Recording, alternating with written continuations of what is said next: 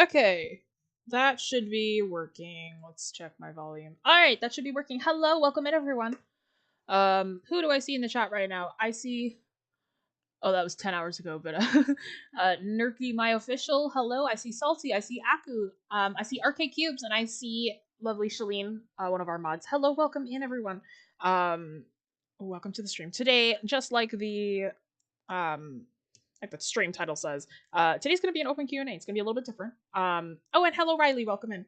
Today's gonna be a little different. We are trying a new format, which is just gonna be an open Q&A. We're gonna have a few of these, see how you guys like them. Which basically means that instead of me having a pre-planned lecture, I'm gonna do a bunch of them on the spot, a bunch of mini ones. So there isn't really gonna be one big final demo. There's just going to be a lot of mini lectures with a lot of little mini sketches, rather than it being one big illustration at the end. So it's going to be a lot of that kind of deal. So the poll told us what we were going to start off with, which I believe is poses, if I remember correctly. Yes, we're going to be talking about poses first. So I'll show you kind of what I see pretty regularly with like my students and yes, friends within the poses that I see with them. And we'll talk about the stuff that like probably could be improved and all that fun jazz, and then we'll talk about how I would go about that. But yeah, as the chat kind of goes by, feel free to continue to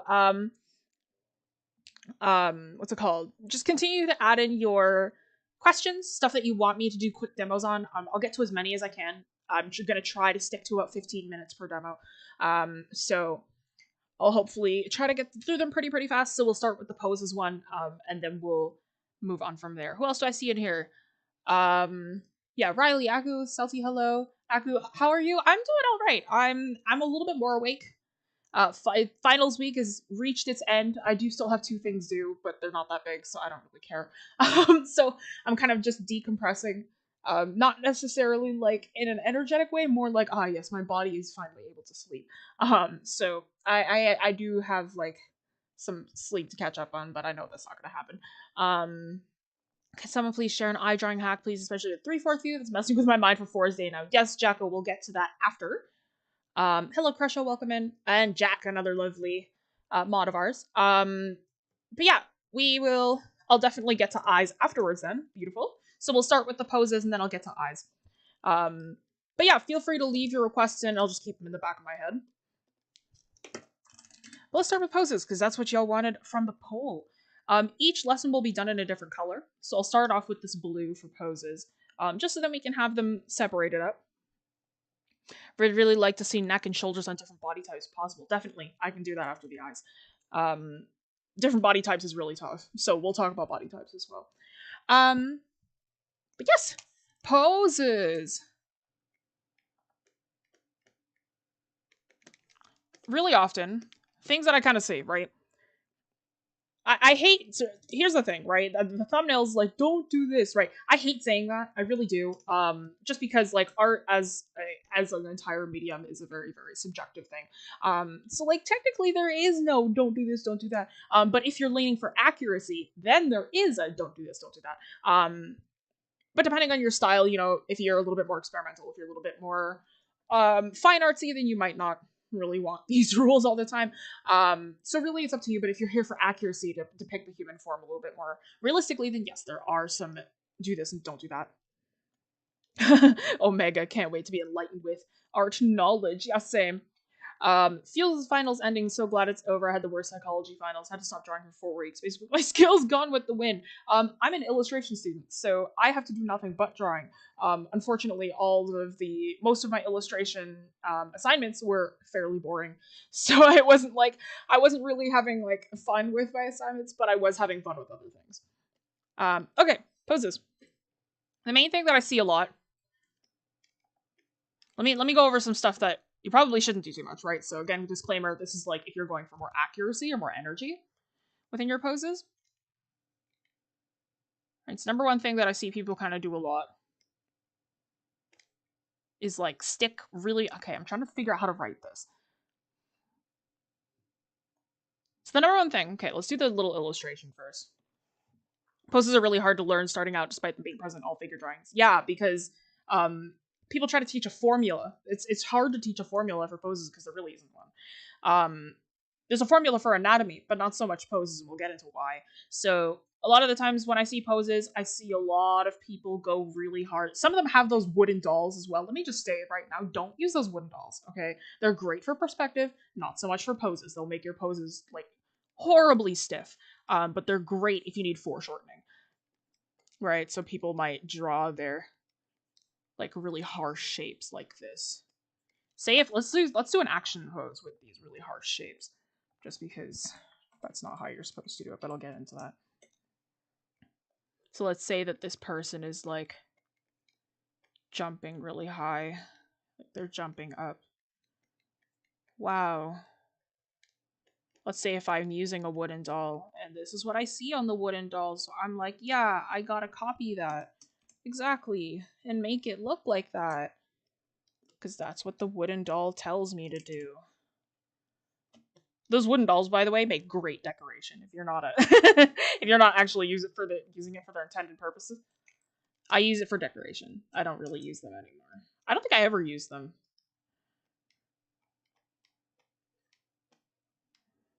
I like to look at pictures of people on Google. That was more how I got my thing.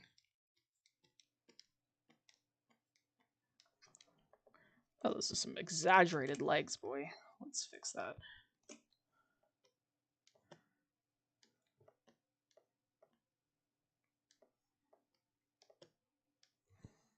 All right.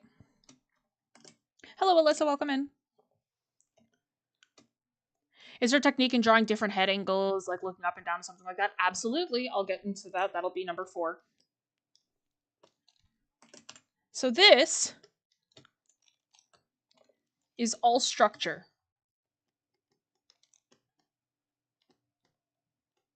You see this a lot.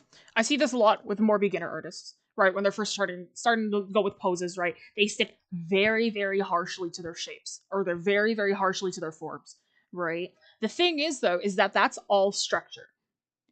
When you're drawing poses, you need a mix of structure and gesture, or anatomy and gesture. Gesture is what adds your movement. If I were to do nothing but gesture, this is all gesture. Gesture isn't necessarily anatomy. Gesture is your movement. When you have a pose, you need to be able to blend the two, right? If you are working straight from structure, working with all structure, with only structure creates stiffness, makes pose unnatural. On the contrary, working with only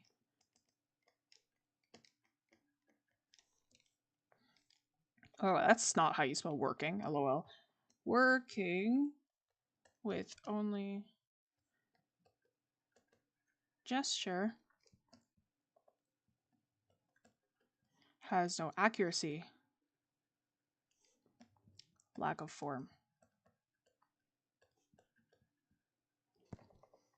Hello, Lewis. Welcome in.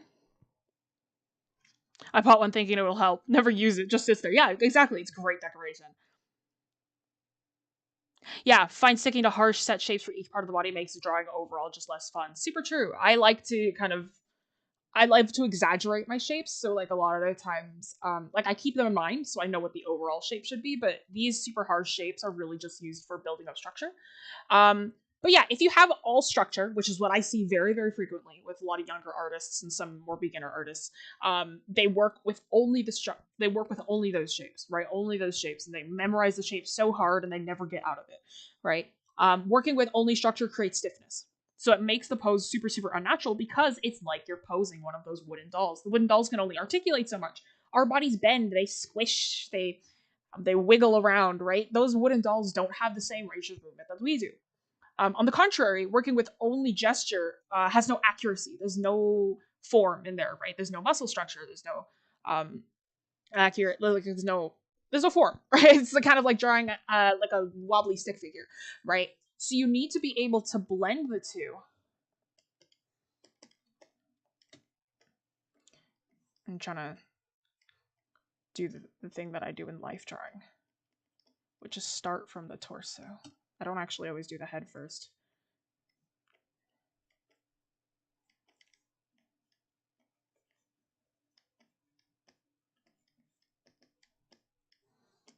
No, my prof would end me if I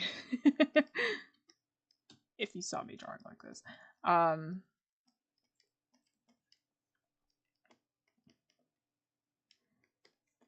Let's just pretend that this looks okay. But you gotta kind of have a mix of the two.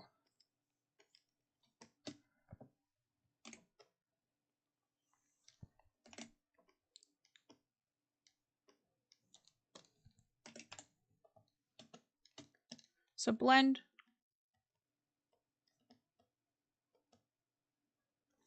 Gesture and structure to create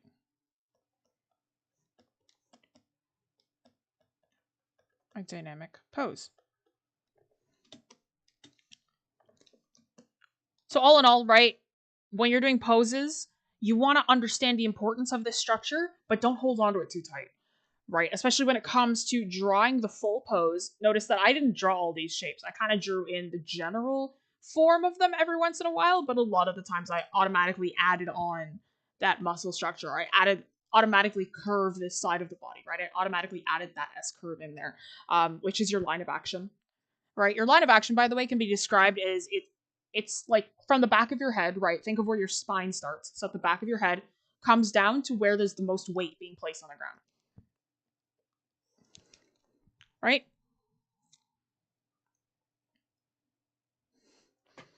Is it better to focus on one body part at a time when practicing or draw the whole figures? Draw the entire figure. Do not spend so long. If you are trying to draw an entire... That's a great point, Louis. Thank you for bringing it up. I totally forgot to. Especially when drawing your poses, right? Another thing you don't want to do... Let's actually add that in. So don't...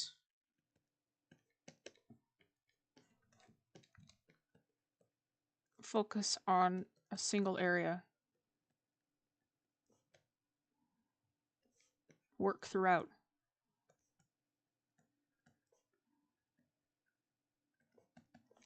Start with gesture.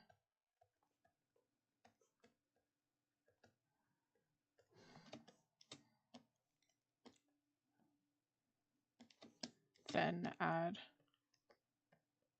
form, right? So there is technically an order to do them in, right? So technically you want to start with your gesture. So you want to start off with this really simple movement and then add your forms on top, so that you can build up the structure as you continue. That's a life drawing exercise.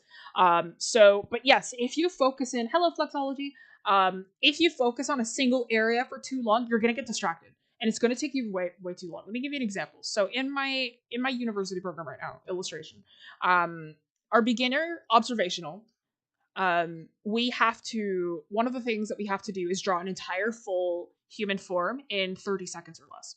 That's the thing that we have to do. So like every time that we go in for life drawing, we'd start off with our 30-second life drawing illustrations, 30-second model illustrations, right? So we have to do a good 6 of them, right? So it's about 3 minutes of straight drawing. We have to get 6 poses in there. So we have 30 seconds to draw that entire pose. Second one is that we do a minute poses. So there's usually about five or six of those. And then we have 2-minute ones. So there's usually 3 to 4.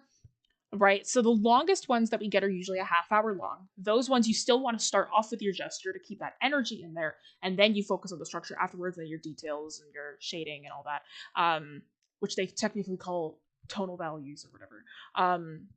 But you need to make sure that you're not focusing on a single area for too long. Especially in something that's more dynamic. You want to work throughout that entire figure to make sure you get that entire gesture in there. But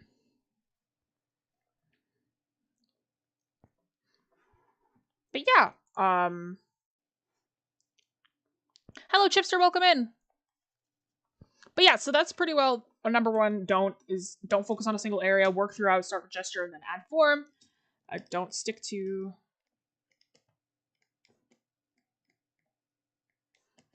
form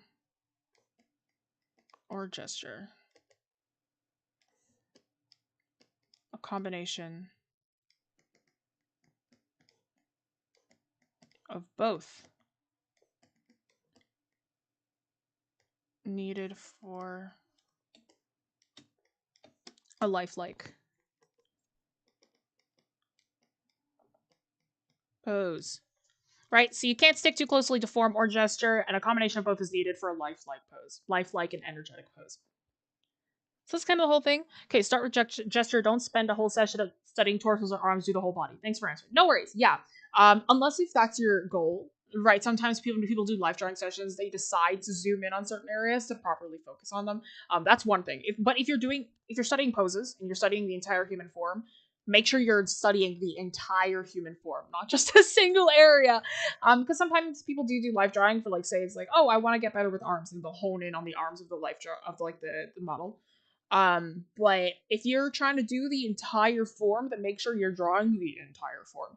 All right, I've done life drawing where we had to zoom in on certain areas. In my current university, we did a life drawing study of heads at different angles. So we just drew the dude's head. So it was shoulders up, and I had to draw the guy's head looking up, and I had to draw his head looking down. We had about wasn't that a half hour? Was it a half hour?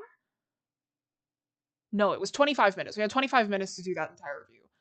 Fully shaded and whatnot. But yeah, no, that was a fun one actually. But yeah, so those are the main two things for poses. Again, I don't want to spend forever on them. I want to do like max of 15 minutes maybe. What was the next thing that was requested? It was... But yeah, if you have any other questions related to the thing, obviously ask them. Eye drawings. Yes. Eyes. Different angles. Here's the joys of eyes, right? Okay, so now we're at a different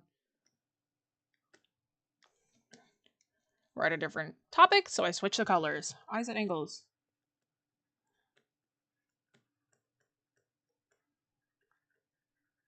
Here's the thing with eyes, right? Number one things that I see people lose is like, I can't draw the other eye. It's not that hard. I promise you. Eyes at different angles is something that nobody ever asks. Or people don't ask as much. I think the weirdest thing I ever did, the best drawing I did was my foot for ice carving class. Came out pretty realistic. Ice carving class? Y'all got ice carving classes? What? That sounds sick. I've never carved ice in my life. I'm actually very bad at sculpture. So like any kind of sculpture I'm pretty bad at, despite me doing it all the time when I was a kid. But I focused so hard on like illustration that I never really honed that skill. So I have a very basic understanding of like working with plasticine and polymer and all that, but I'm very bad with water-based clay.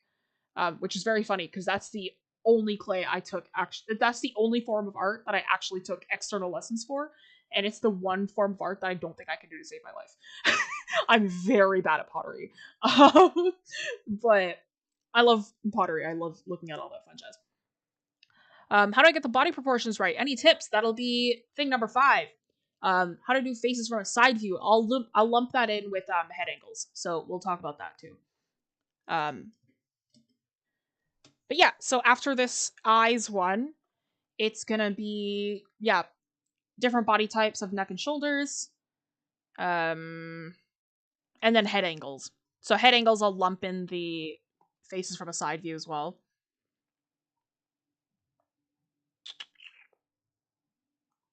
Yeah, and then I can do the body proportions. Cool.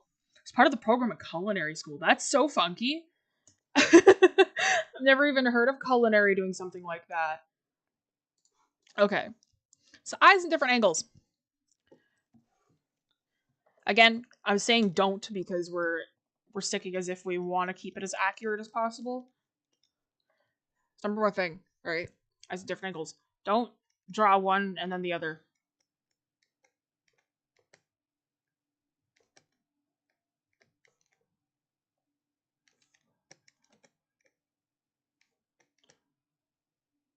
Draw them at the same time.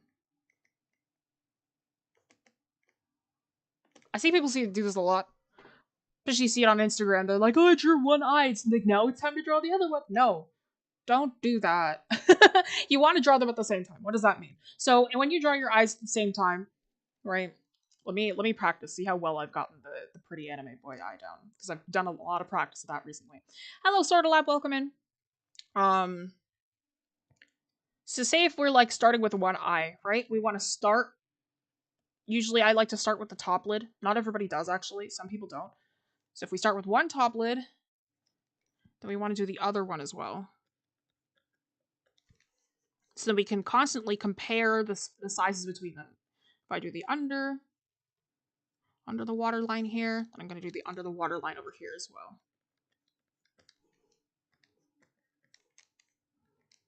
I usually like to add the corner waterline. So it looks like that. Then the pupils. Then the lashes. Everybody gets lashes. I mainly draw men. Everybody gets lashes.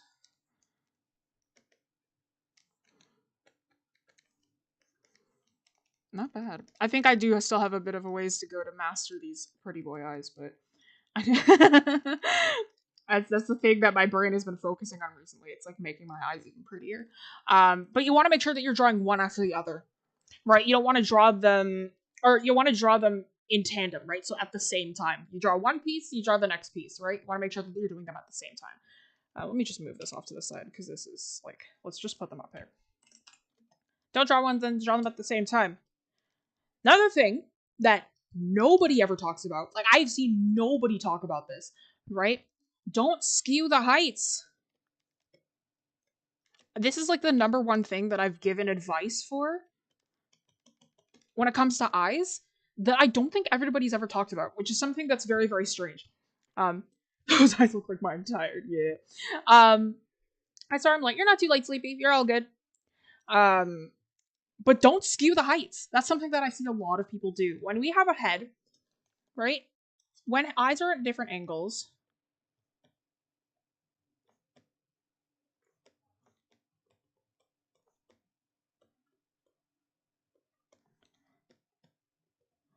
while the widths may change, the height will not.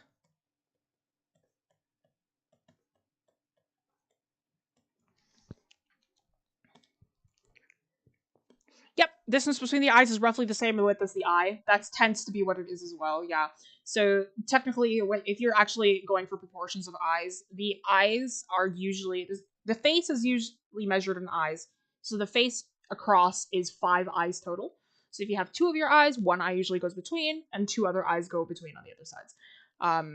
I break this rule a lot, but because of course that's a very, very general rule. That's like considered the perfect rule. Not everybody looks quote unquote perfect in terms of structure, but that is generally what you want. But yeah, when eyes are at different angles, while the widths may change, the height will not. One thing that I see a lot is, say if I've got a head at an angle here, kind of at a 3/4. A lot of what I'd see is, say if we have one eye like this. Your eye from an angle, by the way, can be drawn kind of like it's kind of like a skewed diamond, almost like that. But we'll talk about that in a sec. So say if I've got one eye here, another thing that I'd see a lot is they just kind of have the same eye, but like it's shorter and smaller like this. Right? If I was to kind of measure the tops here. Right? No, we don't want that, right? In this case, it's the width of the eye is staying the same on both of them, but the height isn't, which is not correct, right? Usually we want our eyes to be the same height. If we measure the structure,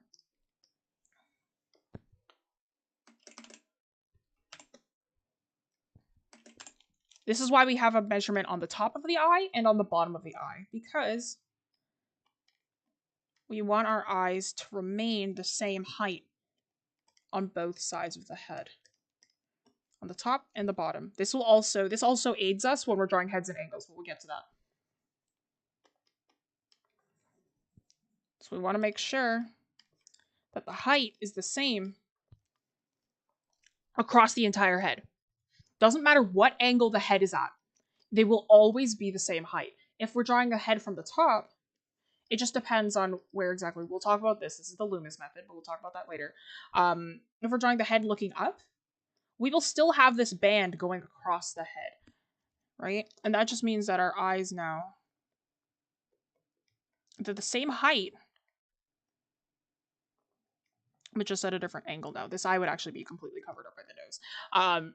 But they're the same height. It's just that now their positions are a little bit skewed. Their widths have changed, but not their heights. So make sure that when the eyes are at different angles, while the widths may change, the height will not. So do not change the height of your eyes, no matter what. Oh, this is different. Whoops. No. That's right. I did it at a different angle kind of deal. Let's move this over here. Let's merge this down. Why can't I right-click it? Let's merge those. Then let's move this.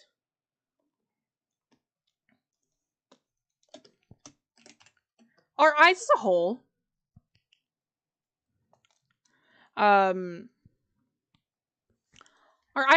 you can think of as spheres, right? Think of your eyes as spheres.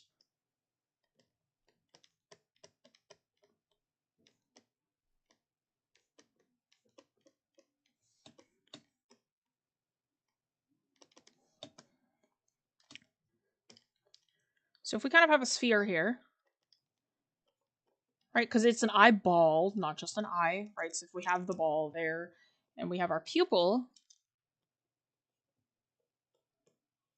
our eyelids will go around this pupil.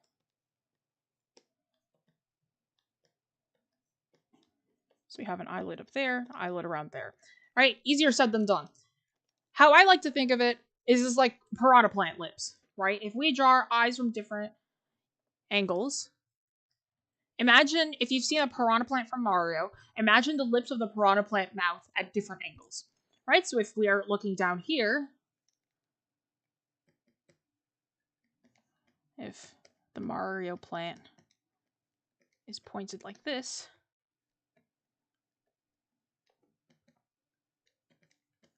then our eye is pointed downwards like that.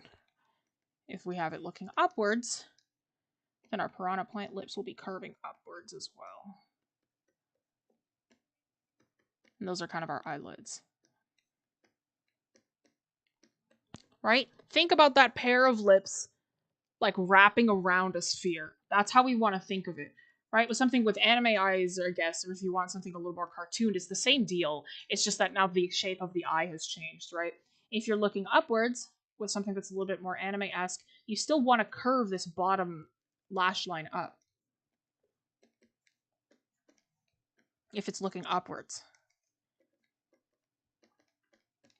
If they're looking downwards, you might not curve this top one, but you will exaggerate the curve of the bottom one.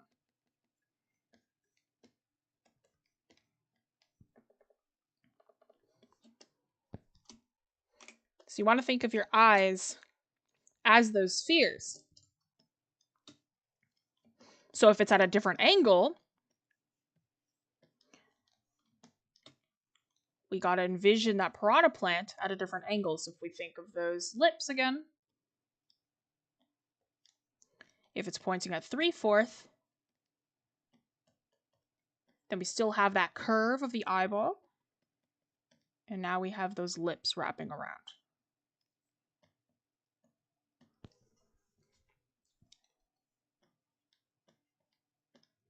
And then we might have our lashes.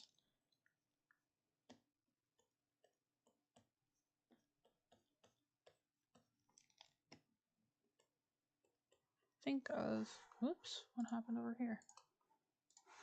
Think of, oh no, I'm gonna spell this wrong. Piranha,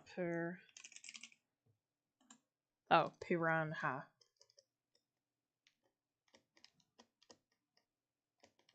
Think of piranha plant. So no matter the angle, right? 3/4, half, so on and so forth. Thanks for this live. No worries. No worries, IDK. Welcome in. Yeah, same. And hello, Joshua, welcome in. But you want to think of those lips in different angles, right? So if it's perfectly from the side, then we think of the piranha plant directly from the side. We have that curve in there. And remember, our pupils are not directly attached to the front, so our pupil will actually be drawn from the back. It's the same deal with something a little more anime-esque. Our pupils will still be at back here. Just make sure, it doesn't really matter how you draw your eyes. Don't lose this curve, right? Because our eyes are a sphere, so we want to make sure that we're curving our eyes. Especially from a half view, sometimes we forget that and we draw them. Because people are like, it's just the letter A, which is technically true, but make sure that little line in the center of the A is curved still. And don't forget your eyelids. If you have a monolid, then it won't be as obvious, obviously, but usually you have a little bit underneath your eye. Okay! Eyes! How long was that? Ooh, not bad. 15 minutes across the board, both of them. I got a shout out. Everybody gets a shout out over here. We all equals. Alright, let's see. Let's move this around. Hopefully that helps. If you ever need any more clarification, by the way, feel free to just let me know. I'll try to clarify further. Okay, so that was poses, eyes at different angles. It was body types next, right? Different body types. Yeah, neck and shoulders and different body types possible, yeah.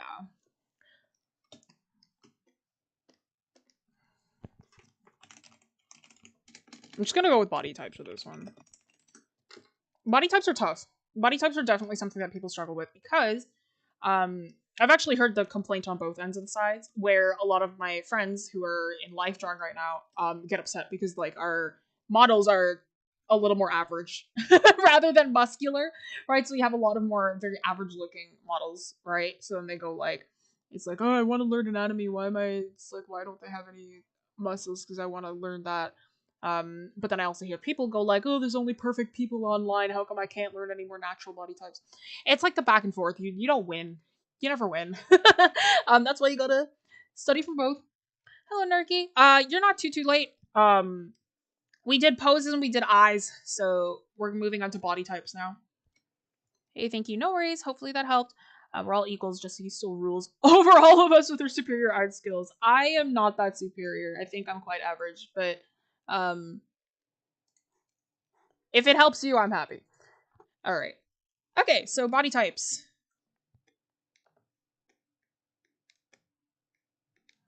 Obviously, I can't go over all of them.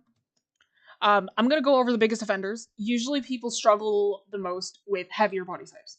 That's just a fact. It's not something that it's not something that I'm like putting out there to be offensive. It's literally like, I see a lot of people struggle with heavier body types, literally just because those tend to not be something that people study first. The thing that people usually study first are much thinner, lighter body types, or more muscular body types. I know throughout high school I studied muscles very, very heavily. So I default to more athletic body types very frequently. My old high school teacher told me that actually. She's like, Jess, it's great that you're really great with muscles, but you need to get out of that. That like you like to draw them more athletic, but I think you need to like change that. I'm like, yeah, I do. But yeah, there's a lot of things. This is embarrassing, but I never sketch things out. I just skip to line art. Is that bad? Technically, yes. That does tend to be a pretty bad practice. Just because you leave yourself in for more error. One thing that I see, you leave yourself more room for error. A lot of the times what I see people do is that they don't do line art at all. They stick to their sketch, clean up their sketch, and that's their line art. But yeah, everybody works differently. I used to only do line art as well. Like I skipped straight to line art. But then when I started doing that structure, it boosted my art like crazy. So I do recommend doing a sketch first. If you're average, I'm far below average, so if I'm going to call you superior anyway, if not for you, then for my own ego, that's valid. I'm very harsh on myself anyway, so ignore me. Okay, body types. So things that I'll see, that I see a lot. Don't do the pillowing effect.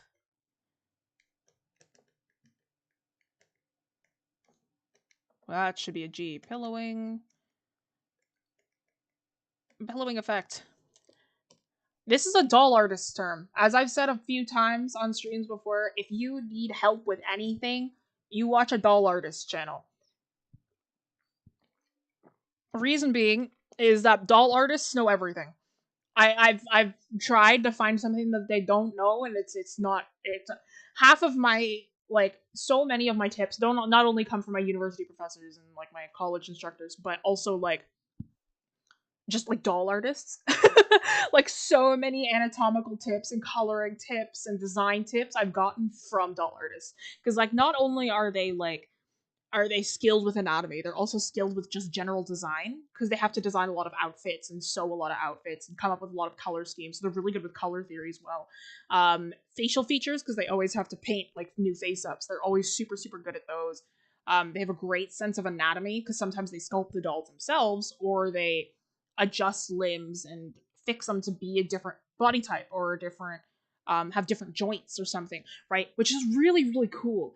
Some I've seen some where they like saw the whole head open and change the expression of the entire doll. It's really cool. So a lot of my like tips come from doll artists. So if you ever need tips, go to a doll artist. But yeah, don't do the pillowing effect. Dolls, yeah, dolls. Doll artists are so talented, super talented. They're crazy talented.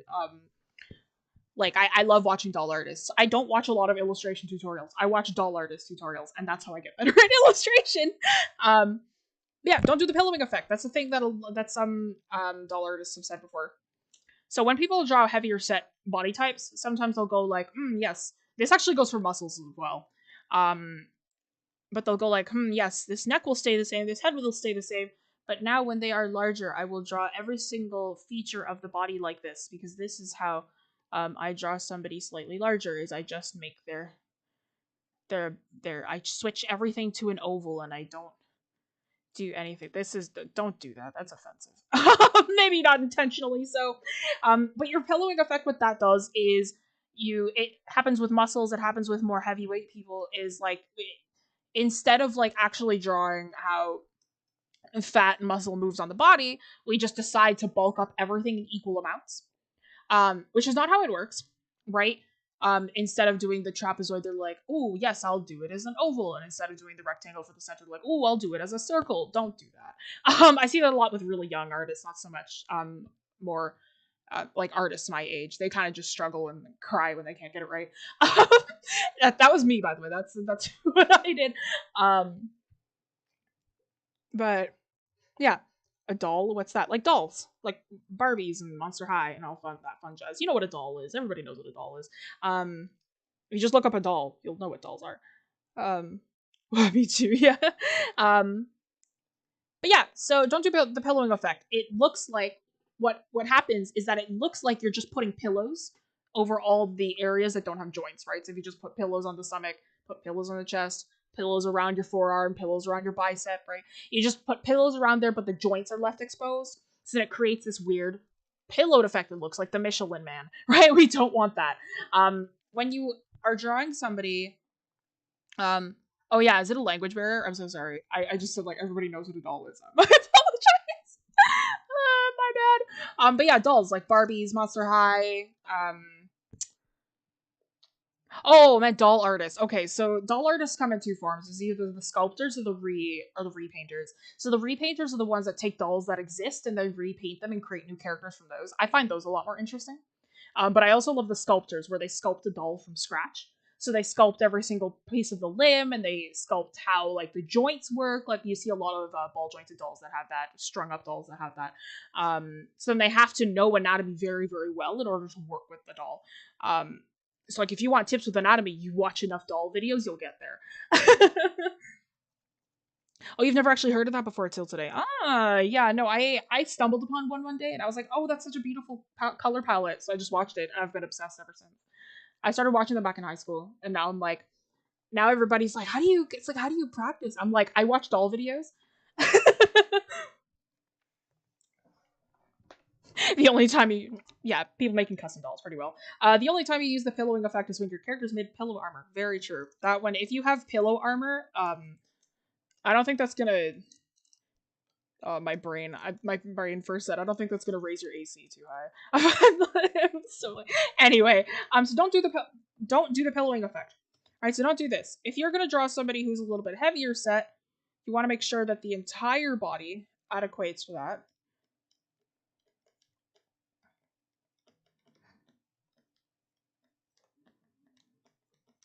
I'm going to be honest with you, I'm not very good at heavy set people either. I haven't had enough practice with it. I definitely do need to practice more. But it really does just take an understanding of how your muscles will connect. I found that one body type that I really do enjoy drawing that I don't get to draw very often is not sumo, but like the strongman body type, which it doesn't actually have like rippling six pack. They are a little bit heavier set. I enjoy that body type a lot. Again, it's one that I don't get to draw very often, but it's very, very enjoyable for me.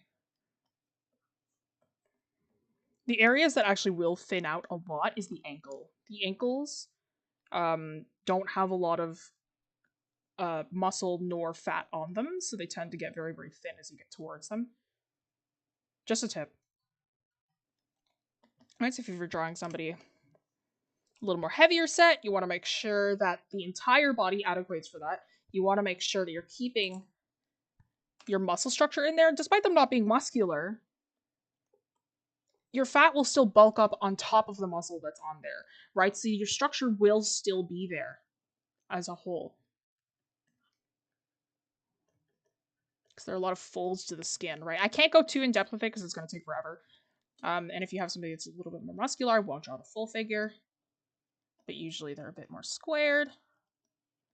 See how much more confidently I draw this one, because I'm more used to that. If you have the arm, you want to make sure that you have that. Everything kind of links together like a chain. Right, so don't do the pillowing effect. Make sure that you're linking the bodies together, right? Body links together.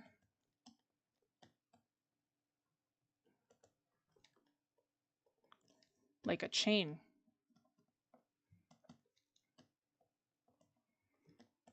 Make sure all elements link together. All right, so they're not stacked, they're linked. If you look at like the anatomy of an arm, you'll notice that the arm anatomy very much links like this, right? It's very much like a chain link. You'll see this a lot with doll artists and how they make their body parts, right? So it links together like a chain. You want to make sure that you're incorporating that, right? You're not stacking different shapes on top of each other, you're linking them. So you want to make sure that when you're drawing that body, no matter the body type, you want to link them together. You tend to find the best help in the most unexpected places. Very true.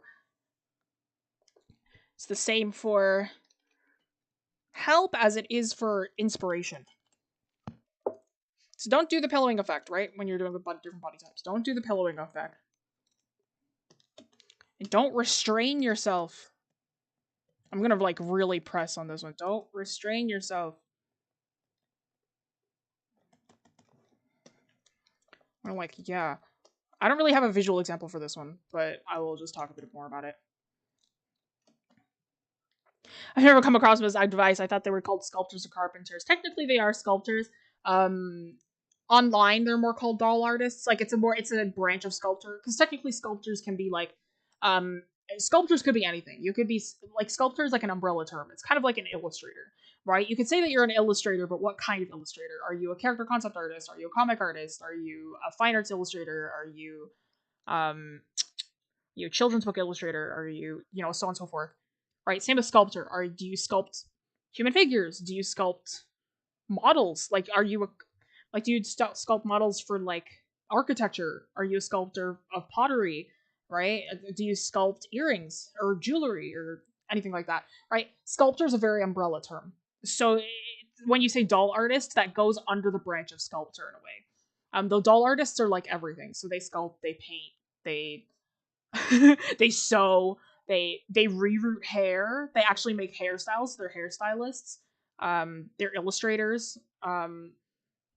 They're like everything. Sometimes they work with resin as well, so it's like you have like a whole. Sometimes they work with chemicals. Sometimes they work with electrical wiring if their doll glows. Like when I say doll artists do everything, I mean they do everything. So which is why I'm like, you need to. Doll artists are where it's at. It needs to be in caps. This isn't caps. Doll artist overlord. So true, Kento. Right. So don't restrain yourself. Don't restrain yourself. A lot of the times, some artists will trade interest or accuracy for aesthetic.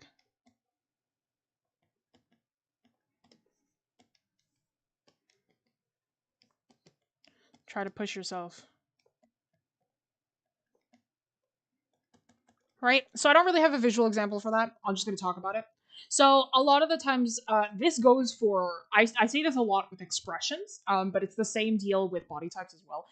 A lot of the times I'll see artists where they'll go like, yeah, I'm drawing a larger body type, and it's only slightly larger. it's like, yeah, they're a bit, they're larger, but it's like going from like a size small to like a size medium, and it's like, or it's like they're a bit more heavy set, but like you could push it a little bit more, right? If you're trying to go for something that's a lot more heavy set, push yourself to go heavy set, right? Like make sure you're trying to depict it accurately, but don't restrain yourself. Right, because a lot of the times as artists, we tend to have something in our brain that's like, yes, this is the aesthetic that we want. Right, this is the aesthetic that we want, and this is what we stick with. You see that a lot with anime characters, and a lot of anime artists. When is the last time you saw a like main protagonist, like right in the forefront protagonist of anime, that was anything more than thin or muscular or have that more perfect ideal body type? Right? Can't really think of them off the top of your head, and that's because that aesthetic that we want, that's kind of ingrained into us, is the first thing that we think of, right? And it's the first thing that we try to like slot our mindset into. If you want to work with different body types, different different kinds of people, you need to get out of that mindset. It's very much like where you need to push yourself. It's the same thing with expressions. A lot of the times people like to save expressions for aesthetic, right? They won't push their expressions because of aesthetic, because sometimes expressions are not pretty. All right, when somebody is sobbing, crying, right? This is what I really loved about Tokyo Sinks 2020, I think, or Japan Sinks. Sorry, Japan Sinks 2020. First of all, I really liked that anime. I know a lot of people thought it was like very wishy-washy. I quite liked it. What I really liked about Tokyo Sinks is that Japan Sinks is that, like, I don't know why I keep saying Tokyo Sinks. Japan Sinks is that they push their expressions like crazy. When they were crying, they were crying. I was like, yes, I get to see ugly crying, because you see a lot of anime crying and they still look really pretty. But some expression. Oh my god, I'm so sorry. Give me a second.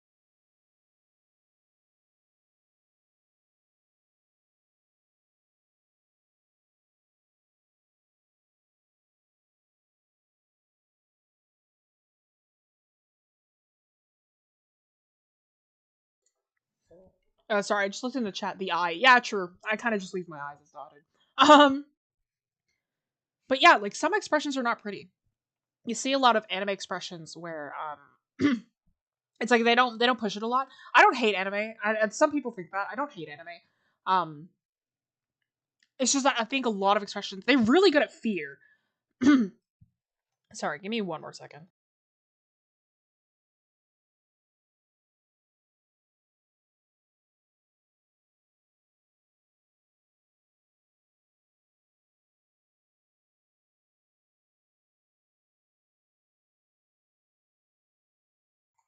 Okay, sorry, I drank water and it went down the wrong way. But yeah, so like the anime is very good at fear. They're very good at fear. They're very good at anger. Sadness they try to make very cute. They try to make very cute. I find a lot of the times. Insanity they're very good at as well. That's a very anime trope. But sadness is one thing that people tend to struggle with a lot. Because sadness I think is something that you can make so ugly, but people try to make it like very cute. that anger, sad, like, you gotta push that expression a lot. And it's the same thing with body types. It's like, you can't, if you're going for a heavy set person, you can't go halfway, right? Like, you can have a more average body type, you can have slightly leaning on that. Like, there's lots of different body types. But if you want to go for heavy set, don't restrain yourself. Really make sure that you're pushing those forms using a lot of references. And then they'll get there on time as well. Be careful of the paint cup. Yeah, totally. Yeah, that's why I love going super overboard with certain expressions. It's so fun, especially with anger. Oh, definitely. I'm a huge fan of anger. I'm a huge fan of sadness. I love drawing tears. I love drawing people sad. It's like, I don't do it as often, just because, like, obviously expressions are situational. But I love intense anger. I love intense sadness. Those two tend to be really, really big fun things for me. Right? So like I mentioned, the body links together like a chain. The individual who requested this specifically asked for shoulders and the neck. Right? So when we have somebody who's like a little bit more, has a bit of a sharper jawline, right? It's the same deal. If we have our neck here, the neck will slot in between these two muscles on the side and connect at the collarbone, right? So if we have our shoulders here, there's this muscle right here. I don't remember the name of it.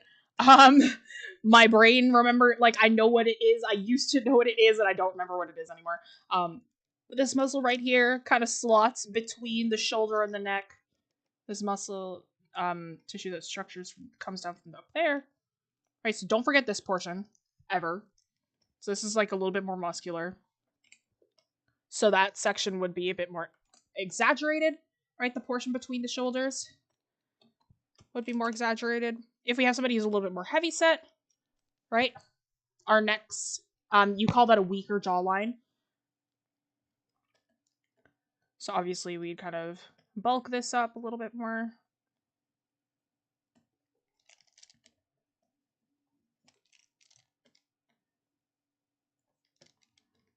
A weaker jawline does not tend to have like a very distinctive. A weaker jawline just means that it's not as sharp, right? So if we have like a very sharp, pronounced jawline here on somebody who's a little more heavy set, we don't have that. So we have them bulked up a little bit more. And though it's not as defined as this, we will still have this space between the shoulder and the chest. I always find that if I struggle with something, I draw it larger. So if I ever accidentally go big with something, you'll know that, like, I'm struggling with it a bit. Right, so it won't be as harshly defined as this, but you will still have your collarbone in there. There will still be this section between the neck and the shoulder. But now, it's just all of the muscle structure that's supposed to be there is not as pronounced. Someone that's a little bit thinner, you will have that jawline, right? It will be stronger just because they're thinner. If the neck is thinned out, you'll be able to see this. This area, your collarbone, you'll be able to feel it. It might hurt a little bit, so don't do it press too hard. But there's an area right below your jugular. You'll feel it. It's pretty hollow. That's the top of like your, not your collarbone, but there's like a, oh no, that's right. It's kind of like the top of your collarbone right there. You kind of press into it, you'll be able to feel it. It's a bit hollow. So it feels like a divot. People who are a little bit thinner tend to have theirs very, very pronounced. So you'll have that there. And again, you'll still have this space, and there will be a little bit visible, but it will not be as defined as over here. But now you do have that space between the neck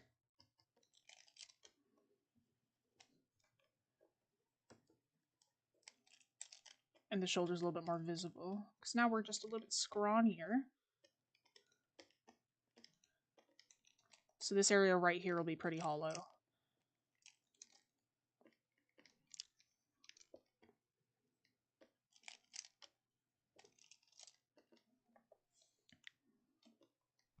Right, so don't forget that space between the shoulder and the neck. That's an area that just tends to get forgotten a lot. Hopefully that helps, though. I talked about a lot of other stuff with body types before I actually got to the portion, but hopefully that helps. That's 454, so we'll do one more and then we'll do the midway thing. Make things look so easy. It's only because I do them over and over. I do think that, like, I struggle with body types a lot.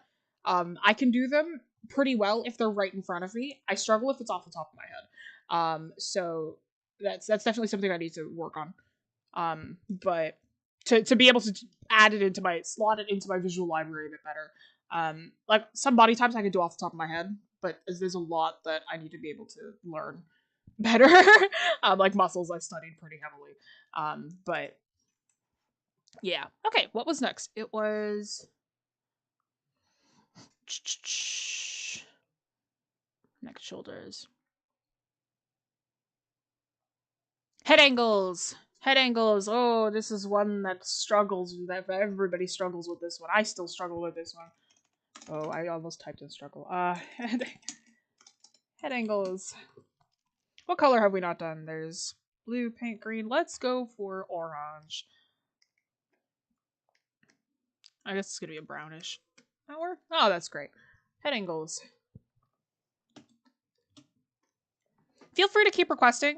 I think I have a couple more, but like, if you have others that you want to request, go for it.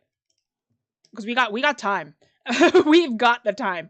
So we do go until 6 o'clock. So if you have, like, which is like an hour from now. So if you have other things, that you want to request or ask, feel free to do so.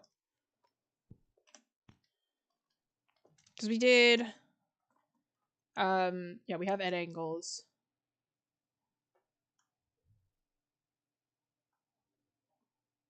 Yeah, head angles, and then it's proportions.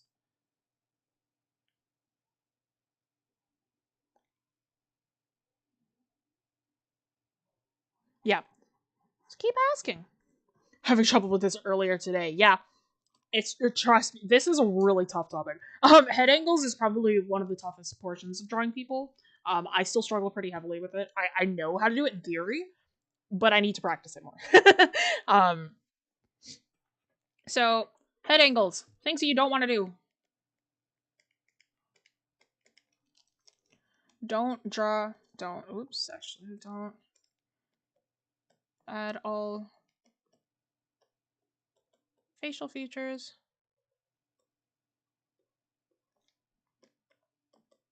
as if they're on a flat plane 100% of the time.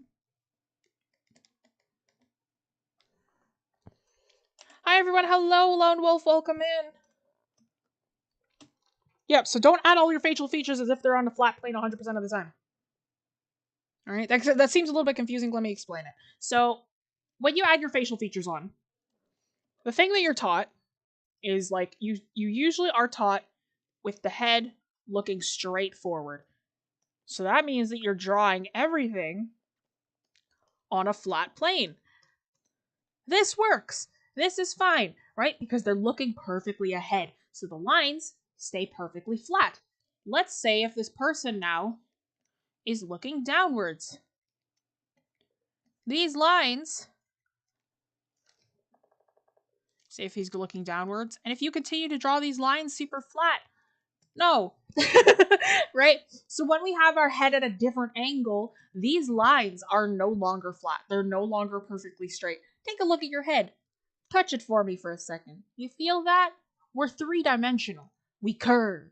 Our heads are a little bit egg-shaped. We're a bit ovular, right? Even if we have a very strong jaw, our heads will curve. So that means that the features that we draw on it should be curved as well. So make sure that when we are drawing our facial features, all these other curves that go with the head need to be curved as well. So depending on what angle the head is looking at, you need to make sure that your curves match those angle.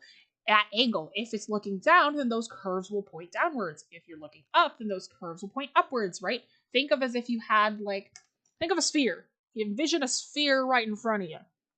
Right? Think of it as if you added a bunch of rubber bands onto it. If you had that sphere, right? If you have it straight from the front, this just looks like a circle. If we kind of curve these lines now,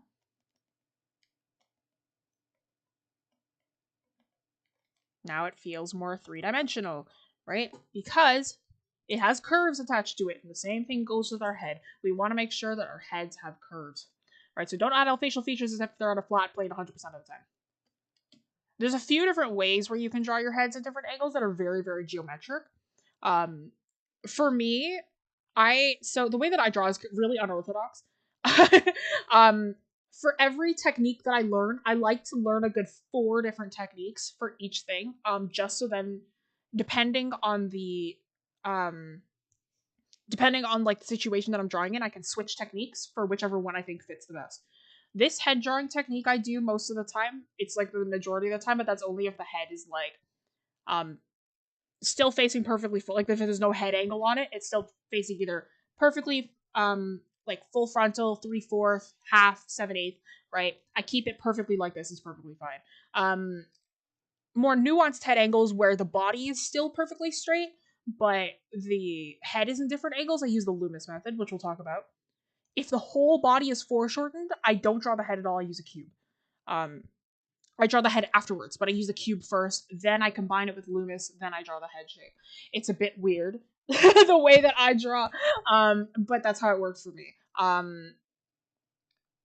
But that's a way that you would use those flat planes, but I don't recommend doing that unless you already know what you're doing.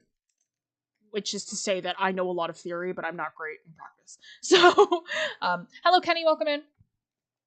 So don't add all your facial features as if they're on a flat plane 100% of the time. Right, so we want to make sure that we have those curves.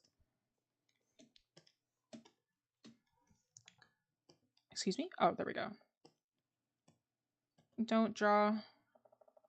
Actually, I don't say don't. Don't draw your head as shapes alone.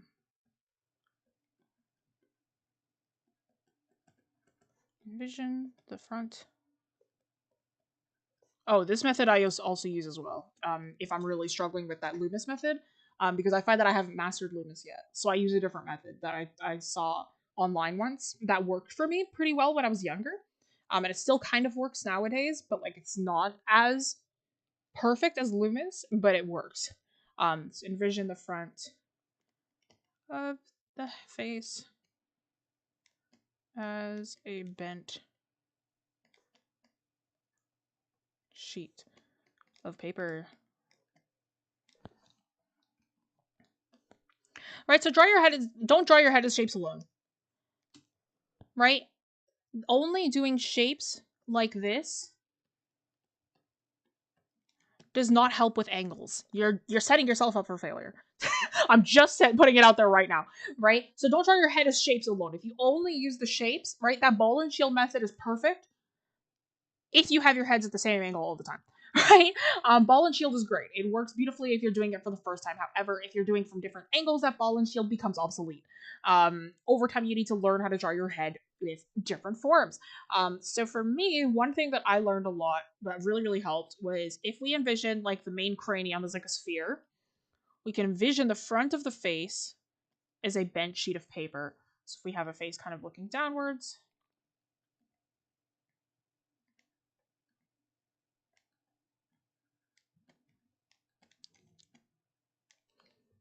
then we have our head looking down. If we have our head looking upwards, bent sheet of paper. This curve will continue on the rest of the face. So now we can add our head, which is like a triangle. Eyes curved upwards, like that. And now we have the bottom of the chin as well. This is not amazing, but it does the job. Obviously, I'd add more onto it, but now it's looking upwards. Right? If we think of that, that's why it looks weird when I do it. Yeah, head angles are really, really tough to get. It's something that you got to get used to. This is like a very simplified version of the Loomis method, which works a good 50% of the time for me if I'm really struggling with Loomis. But yeah, so don't draw your head as shapes alone. Envision the front of faces of bent sheet of paper. So this is the paper method. Loomis, if you're wondering, if we think of our sphere for the head, touch the sides of your heads for me if you're not wearing headphones, right? Notice that it does kind of feel a little bit flatter on the sides of our head. So that's the thing that we're trying to draw. So if we kind of identify the side of our head, bring this curve down. Almost like Iron Man's helmet. This section right here, this is where your jawline begins. Your ear would go right here. And then you draw in all your curves. So this flat plane of the head, you'll see this in the crash dummies a lot. So that flat plane of the head kind of tells you where your chin should go.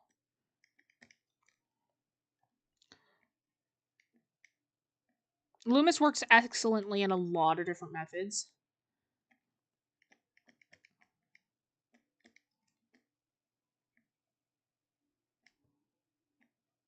But it is a tough one to get the hang of.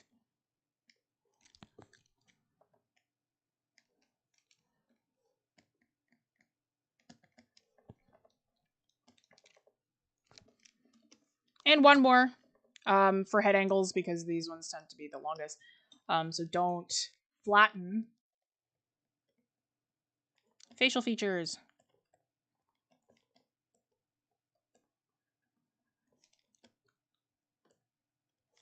When in half, 3/4, or 7/8. So a lot of the times when people draw their head angles from the side, a thing that I see a lot is that they kind of draw this flat little face here, but then they keep everything very, very flat.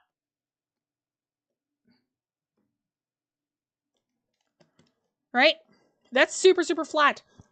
It's like sometimes I'll see like the nose and it's like that. And there's no curve of the face. They keep it perfectly straight. There's no curve of the mouth. A really big pet peeve of mine that I see in a lot of animes, they draw the mouth like this. Alright?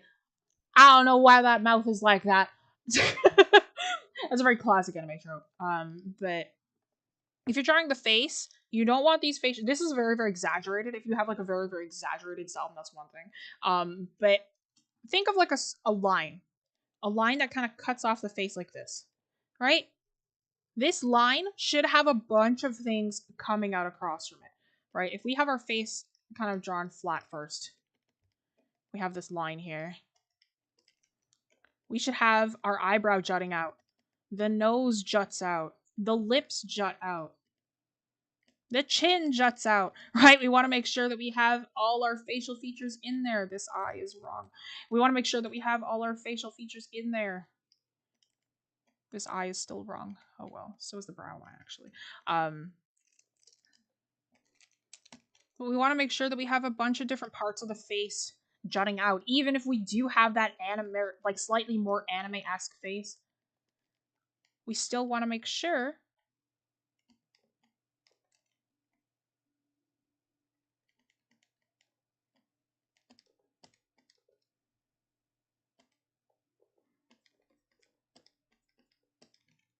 a lot of different parts of the face jut out a little bit more, right? Regardless of if you decide to draw it slightly more semi-realistically, or if you draw them a little bit more anime-esque, or if you go a little bit more cartoony with it, you want to make sure that you have a lot of parts of the face that are still jutting out. Your lips exist. Don't forget them. You know? If we're going for a more accurate style, and I don't care what any of you say, anime does take more inspiration from semi-realism than it does quote-unquote anime. Right, so make sure that you have those facial features and they jut out. So I have to go. Medication make me drowsy. Hope everyone enjoys their day. That's all good. Thanks for joining, Aku. But yeah, that's about what I have to say for head angles. Yep, so add facial features if they're on the flat plane all the time. Draw your head as shapes alone. Envision the front of the face as a... Or don't draw your head as shapes alone. Envision the front of the face as a bent sheet of paper. And flatten facial features when in... And don't flatten facial features when you're in a half, 3/4, or 7/8. Right? You want to make sure that your facial features jut out.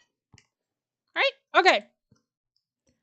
So that's 509. Again, request your things. We're going to do some proportions soon, right after this one. But request some things. You have any questions? Doesn't have to be big.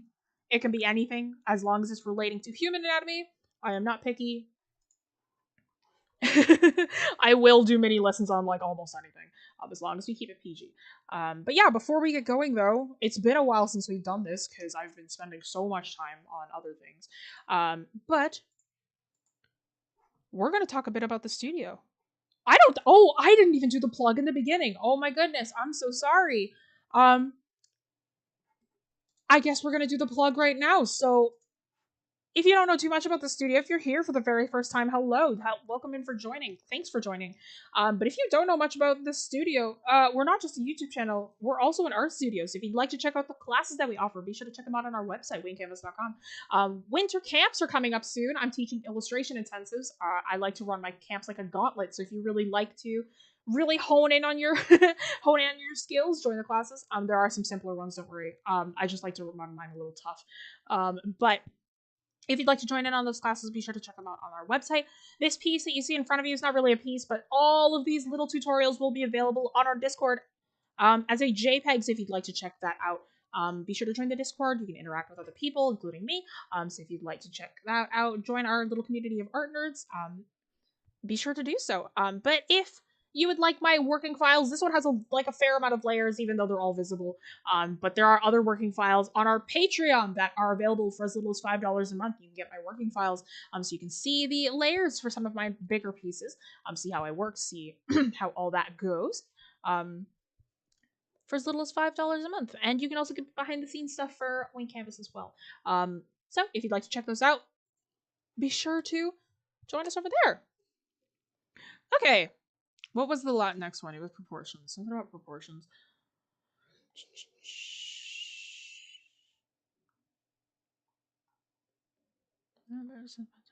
So I'm reading up the thing. How do I get the body proportions right? Any tips? Okay. Body proportions. Let's change the size of this because I'm going to need a lot more space. Oh, that's not the right thing. Edit. Canvas size. I wish I was able to just drag it, you know? Like, click and drag the thingy.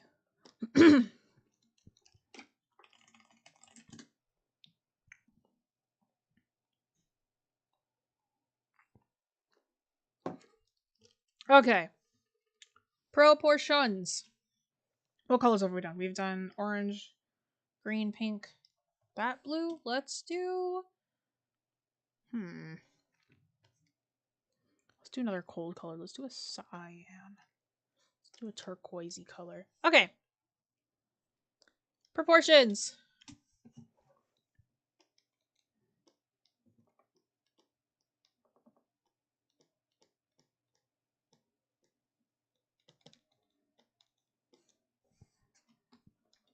Proportions, right? The thing with proportions is that I personally struggle with mouths, especially for drawing women. Okay, cool. I can do mouths after this one then. I struggle with mouths too, just like in general. I love mouths, but I struggle with lips. That's what I struggle with. But we can talk about that. I know them in theory. I just struggle with incorporating them into my own style.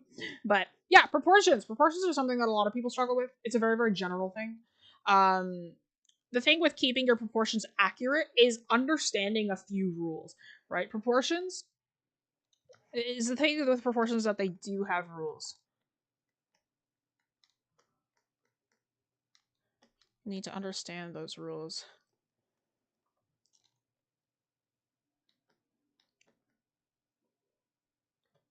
Understand and memorize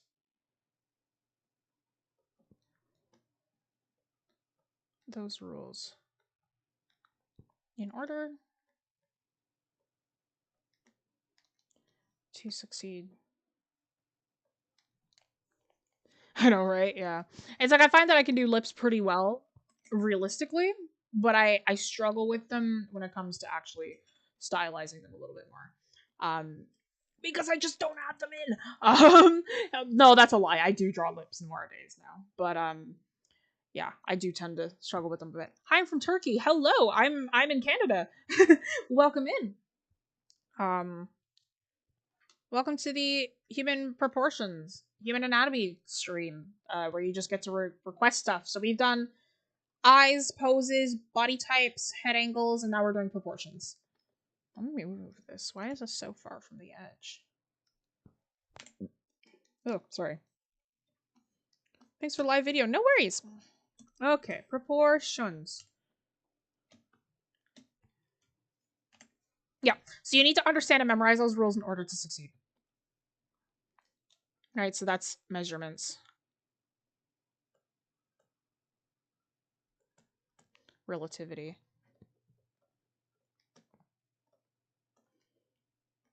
EGC.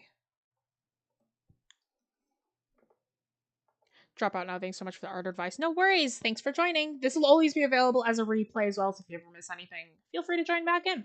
You'll be able to, obviously you won't be able to talk to me live, but you'll be able to still watch this. So proportions do have rules. You need to understand and memorize those rules in order to succeed, right? So it's measurements, relativity, etc. Right, so don't try to do guesswork.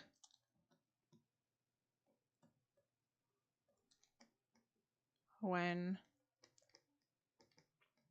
you're starting out. So don't try to do guesswork when you're starting out. A lot of the times when you're, you know, when you get more experience with anatomy and all that fun jazz, you have a lot of your proportions memorized, you can do guesswork, right? So a lot of the times you kind of just look what's in front of you and go like, that's approximately right. But yeah, you know, when you kind of stare at a person for a while, you kind of go like, yeah, I got that, right? Like I can kind of figure it out. But when you're starting out with human anatomy, you don't want to do guesswork. Because when you're first starting, if you're doing your guesswork just straight from the get-go, you're automatically setting yourself up for inaccuracy.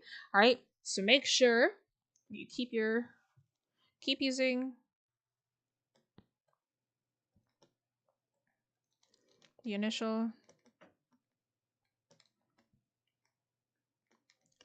forms until you grow comfortable enough to work without them.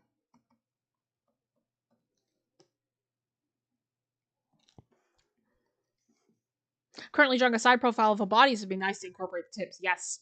For that though, make sure that you're drawing them in forms. Don't use shapes. Can you help with foreshortening limbs and torsos? Yes, I can. I can do that after this one. I just had a foreshortening lesson in uni, so I'll incorporate what he said too. I get really confused with shadows and highlights. I never seem to use the right colors. So that's not human anatomy. I'll talk about that just briefly. But that's not this stream's topics technically, my panda. I'll talk about it briefly, but we'll look into like a coloring Q. I think we have one planned. We're planning a color Q&A at some point. But yeah, after this one, I believe is animals. So the next Q&A after people is animals. But yeah, so keep using the initial forms until you grow comfortable enough to work without them. All right, that's super important to keep using them until you grow comfortable enough to work without them, right? I have a friend, or I had a dude that I knew. He hated using the shapes. He hated using the initial forms. He's like, I can't work with them. I want to learn fast. I gotta work without them. Myself and another guy would go like, no, you can't. Sorry, no worries. That's all good. I'm glad for the questions. I'll still kind of pop in about it, but yeah, a little bit off topic, but I will talk about it a bit. We do have a lighting stream though. References are always recommended at all skill levels. Super true. Never work without them. Work from photo reference, not from drawn reference, please. Hi, Alicia. Welcome in. But yeah, keep using the initial forms. Yeah, I knew a dude. He hated using those forms. He hated using the shapes. He'd go like, yeah, no, I don't want to work with them. I'm not going to. Myself and another friend, we'd go like, no. Make sure you stick with those shapes. It's like, we know you want to get moving faster, but like you gotta work with the shapes. This is somebody my age, by the way. So I don't. And he's like, no, I can't. And like, of course, he's struggling without them, right? He struggled without the shapes. He's struggling to learn without them. He's not really improving, right? And we're like, okay, right? So you need to keep using those initial forms until you grow comfortable enough to work without them, right? You need to make sure you're comfortable enough with the shapes to the point where you don't have to look at a reference anymore. That's number one. Number two, you should be able to know those shapes by heart. I have them by heart, and I can draw them in almost any angle, right? So it's not only that I have them memorized, it's not only that I've drawn them so many times from one angle that I can do them, I know them from almost any angle, and I have them memorized from heart, right? I can name them off immediately, and it would take me less than a minute, right? So make sure you're using the initial forms until you grow comfortable enough to work without them. Don't do guesswork until you're comfortable enough with it. Right? Oof, oof. Yep, that's the joys. Trust me, artists we're kind of weird. So like, yeah, don't sit too high on your high horse, right?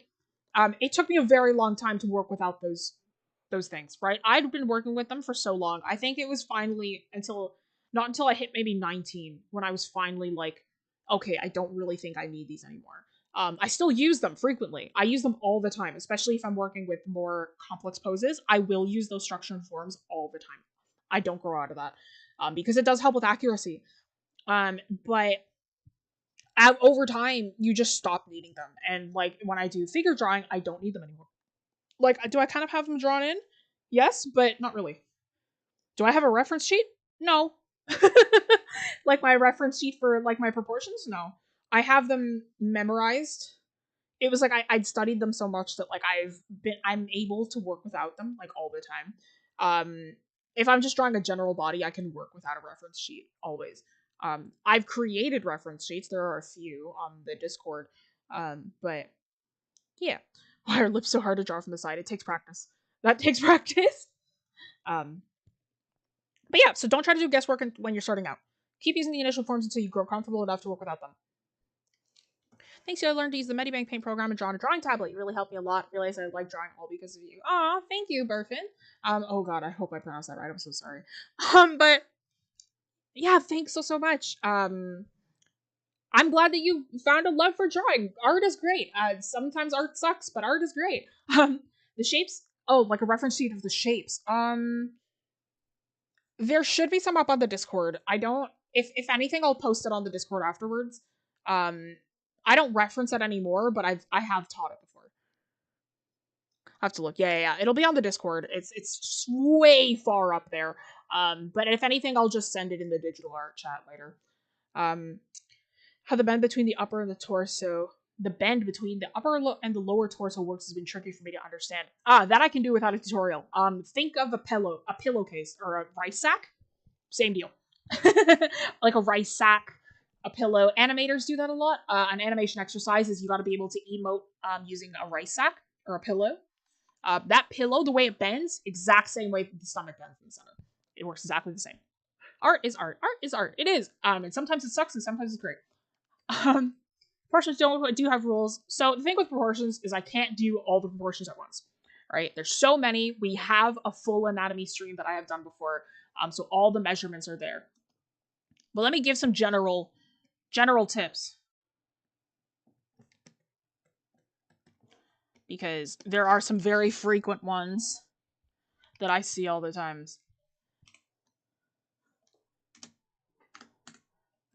So don't draw your hands too small. Your hands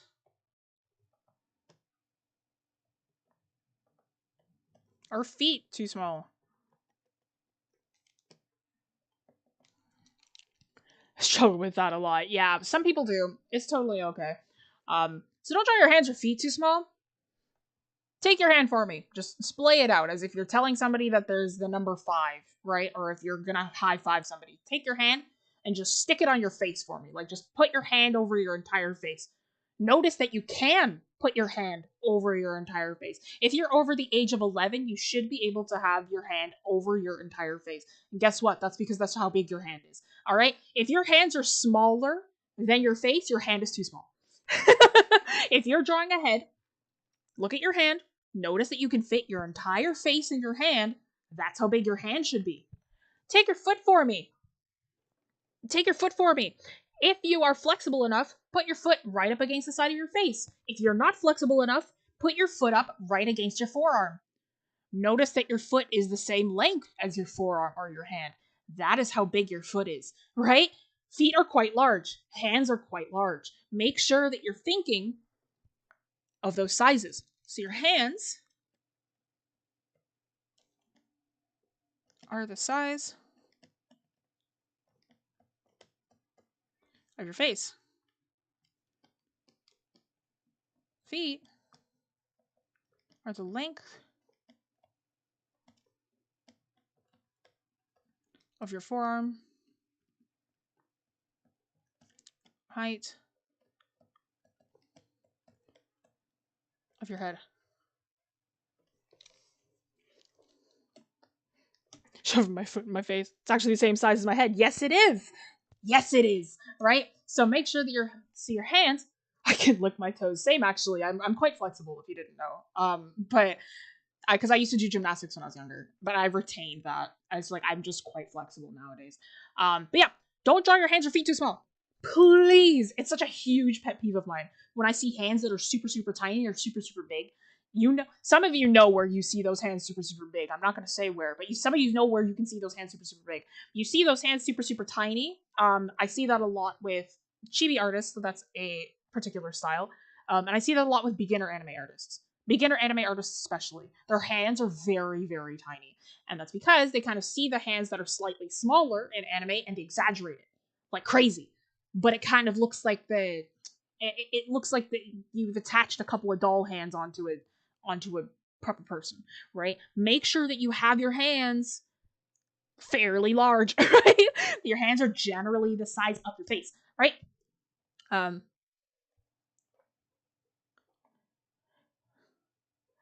You get your face into your stomach. That I can't do. I can't. Tiny hands. So true. Every artist I know had their minds completely blown when they learned this, including me. Yeah, isn't it crazy? It's like, whoa. It's like you touch your foot to your forearm and you're like, huh? Why is it the same length? Same with the foot to the head. It's like, whoa. Right? I loved seeing that reaction for the first time. Because I've been teaching since I was like 18. So when I first entered college, I kind of knew all this stuff already. So like when my friends heard that for the first time, they were like, whoa, right? I'm like, isn't it crazy? So I had this drilled into my face, right? Baby hands with big heads, yeah, crazy. It's one of my biggest pet peeves. Yeah, make sure you don't draw your hands or feet too small. Hands the size of your face, feet the length of your forearm. Make sure you don't draw your arms too long or short.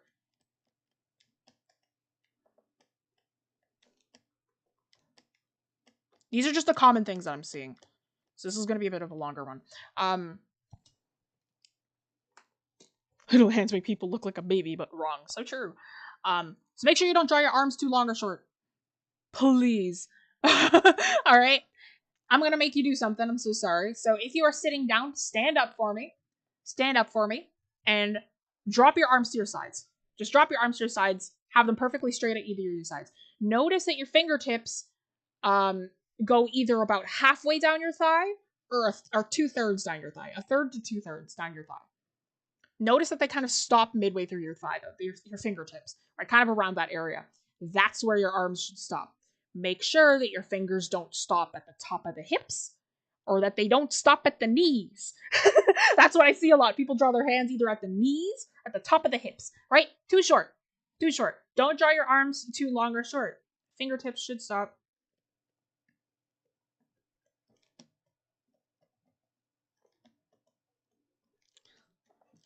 Stop. Approximately 1/3 to 2/3 way down the thigh. And your elbows stop. Elbows approximately at the belly button. Usually it's a little bit above the belly button, a little bit above, a little bit below the belly button, but generally around the center of your stomach. Yeah, so your fingertips should stop approximately 1/3 to 2/3 down your thigh, right? So somewhere between there. Sometimes it's halfway, sometimes it's 1/3, sometimes it's 2/3, right? Depending on the length of your arms, because we are all different people. Some people got long arms, right? I have fairly short arms, so my fingertips actually stop a little bit closer to 1/3 down my thigh. But yeah, your elbows are approximately stop at the belly button, so approximately around the midway through the stomach. About an inch above my knee, about having long arms. Yeah. But it's always above the knee, right? It isn't actually the knee. So yours is probably like about 2/3 down the thigh. I've had trouble keeping proportions right when doing poses because how do I know my hands stop at the thigh when the arm is stuck somewhere else? Just about to talk about that. So it's amazing how well you teach. You managed to teach me more than my actual teachers. Thank you. I appreciate that. I try my best. I think I'm kind of snarky, and that's just the way that like I don't want to listen. I'm gonna drill this into your brain. If it was drilled into me, it's gonna be drilled into you. All right. So don't draw your arms too long or short. Fingertips should reach approximately 1/3 down the thigh. Elbows approximately at the belly button. Lewis has a great question. Had trouble keeping proportions right when doing poses because how do I know my hands stop at the thigh when arm is somewhere else? Here's the thing. Think of your shoulder.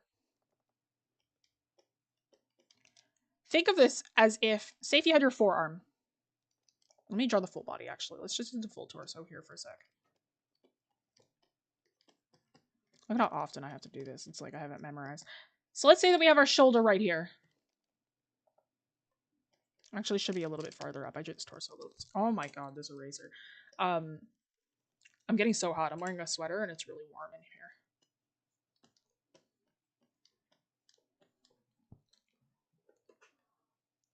Long arms make shirt shopping a pain in the butt.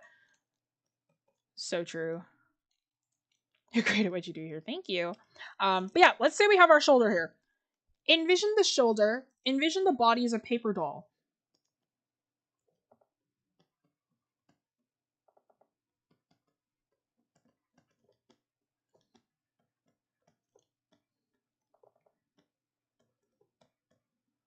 Paper doll. Think of the shoulder here. Think of it as if there's a pin in the center right here.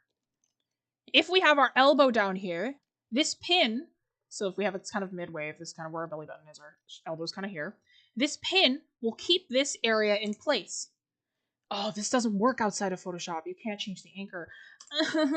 Anyway, so this pin keeps this portion in place. We need to think of our arm as if it's on one big rotational axis. It cannot go any farther than here, but this length will stay the same no matter where you draw it. You need to make sure that length stays the same. It's the same thing with the elbow. Say if this was our actual arm length here. If we have a point here, there's a pin here, and this is where our forearm is. This forearm will stay the same length as a big radius around this center pin. So it will stay the same length no matter what. This diagram's a little confusing, but it's easier if you envision it. Actually, you know what? I'm going to do this on Photoshop because you can't do it on Medibank. There's literally no function for it. So let me just do this on Photoshop real quick because I need to show this example. Okay. Because it's easier to display over here. So I'm only going in Photoshop just for this one bit. So say if we had the body.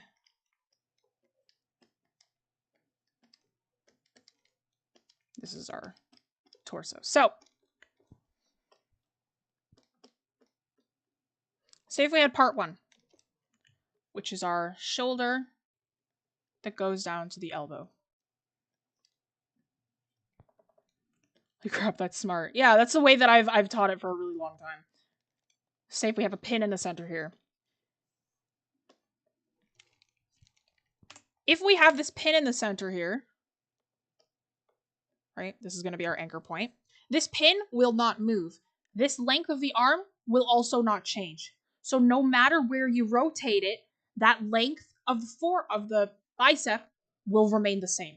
Doesn't matter where you rotate it. You need to make sure that it stays on that same anchor and does not move. Right? So if we have our arm out here, say if I was to draw on the next part of the arm, the forearm, if we envision it again, our little circle, our little anchor, and then our forearm and bicep length are the same, by the way. So if we have our little anchor again, directly in the center, our forearm will not change its length. It may change its width because of the muscle right here squishing, but it will not change its length. So think of it as if it's on that anchor. It's a doll. That's why doll artists are so important, because not only does it help you envision everything anatomically correct, it helps you envision everything on an anchor. It teaches you about joints. That's why dolls are so important, because it helps you envision everything as if it is segmented like a doll, right? So if you envision this top portion right here, like this, right? Again, you're envisioning the top portion, this shoulder, rotating. Everything stays the same length. Everything stays the same length, but yeah, if that kind of makes sense, if that helps, please let me know if that actually works. This is the way that I teach. That's how I envision it, but hopefully that works for you as well. I'm a very visual learner, so like it helps me. But if you need a different kind of explanation, please let me know and I'll see if I can think of another one. But yeah, envision the body as a paper doll. Sorry, Jesse, gotta go. This is really helpful. No worries. Thanks for joining. From the anchor point.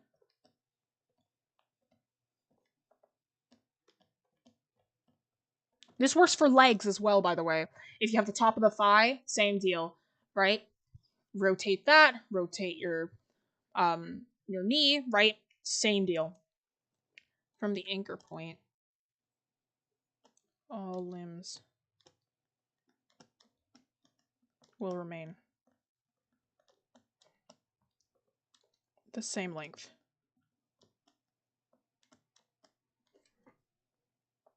Now you're probably telling me, Jesse, this doesn't work all the time.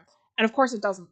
You know why it doesn't work? Is because the times when it doesn't work is when the limb is foreshortened. So we'll be getting into foreshortening. But yeah, this will always work as long as the body is not foreshortened.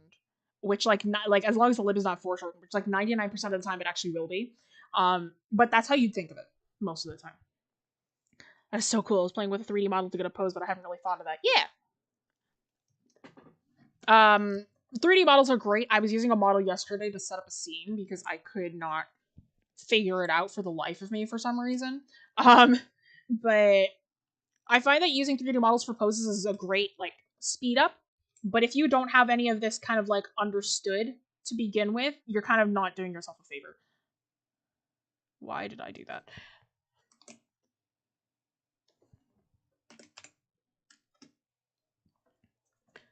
Have you noticed that Disney Animation uses 6 head proportion on their characters? Yes. And Adventure Time uses 5. So it's really, we talked about that in a previous stream. We talked about that in a proportion stream. Head heights are relative to the style that you're using them in. Disney has a particular style where it's very, very cartooned, obviously. Yeah, Disney has a very, very cartoon style, obviously. And obviously their head heights have changed proportions to adequate for that. Honestly, the most realistic art style in terms of bodily proportions is actually anime. Which is why I find it super, super hilarious when a lot of anime artists are like, I don't want to use photo reference because it's not close to what I want. It actually is. Anime proportions are actually very, very semi-realistic in terms of their bodies and how they're measured. They're actually quite semi-realistic. Their faces are not. Facial structure is their least realistic quality about them. But the hands, the bodies, the muscle structure, all of that, very, very accurate. So if you want to learn an anime body structure, you're going to have to learn realism. I'm sorry to bring that upon you, but it's the truth. But yeah, Disney is actually very especially with American cartooning, it's actually very non-realistic. So you don't really focus a lot on this. You focus on a lot more simple shapes and exaggeration in terms of that. But yeah. Okay. What was somebody asked about foreshortening, I believe? That was something that was in here, right? You help with the foreshortening limbs and torsos. Yes, okay, that was one thing. Foreshortening.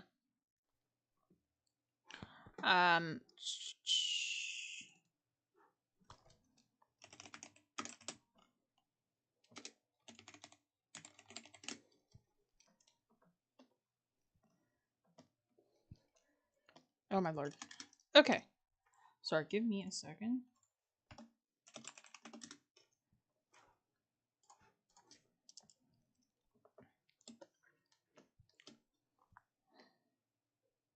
What colors have we not used? Let me check. Oh, we haven't used purple. We've used this kind of blue, pinkish, green, orange, cyan. Let's go with a purple. I use the Western comic book 8-head proportion in drawing. Ah, 8-head proportion is an ancient form. That's Loomis's method. That's an ancient form of proportions. Yeah, 8 heads is considered superhero proportions. So that's considered like the quote unquote like supermodel ideal. Average is 7.5 max. So usually average is 7 to 7.5. Yeah, 8-head proportions. Ooh, haven't used that in a long time. I used to use 8 heads when I was early high school, so grade 9, grade 10. Yeah, because I was just getting into muscles at that point, and I was like, oh, what's the head height? And they're like 8, and I'm like, okay, I'll use 8. I had to unlearn it as I got older. They're like, no, it's actually 7.5. I'm like, really? I was like, oh, so I had to relearn that. Yeah, that's ancient. That's a good old method.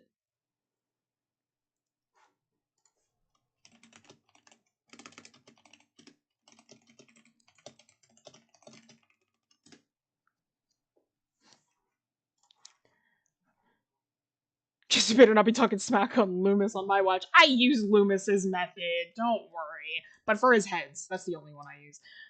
Actually, no, I use his methods for a lot of things. Heads, visual perspective proportions, all that fun jazz. I'm late, but I'm here. Hello, V, welcome in. Yeah, there's 16 minutes, so this should take us to the end. Okay, foreshortening. Oh, is that too close to the other ones? Ooh, yeah, it is. Okay, let's use red then. Foreshortening.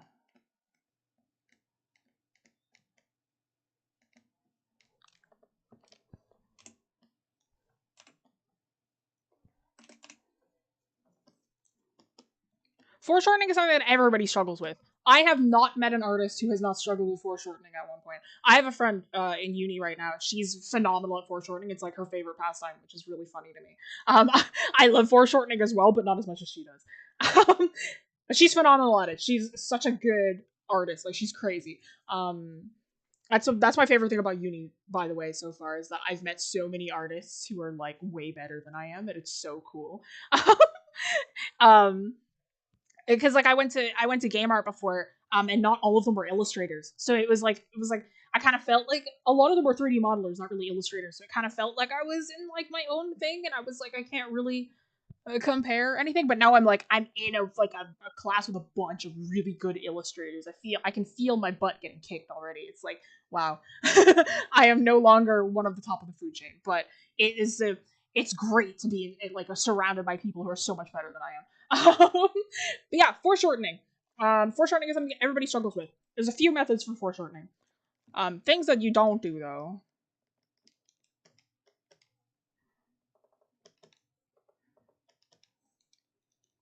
Number one is don't use shapes.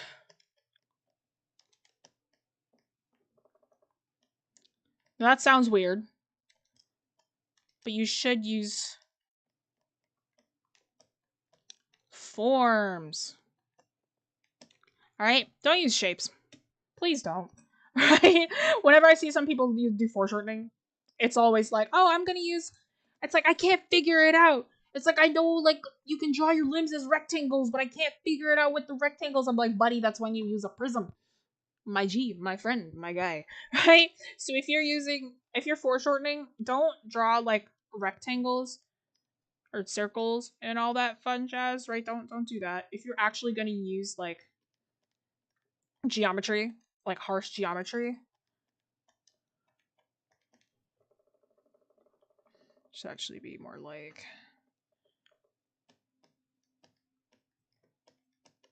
that. Yeah. Use forms.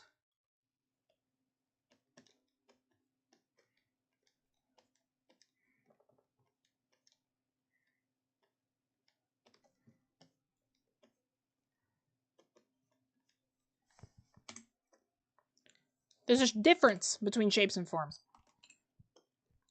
right? So when you're foreshortening, shapes are the 2D ones, forms are the 3D ones. So if you are foreshortening, please, please, please use the 3D forms. They are your best friend. Especially when I'm doing like full body foreshortening, I always use geometry, like almost always use geometry because I struggle very hard without it. Because it's easier to foreshorten a cube than it is to foreshorten a body. So you should use your forms to start out, especially if you're, struggling a bit. Hello, Adavita, welcome in.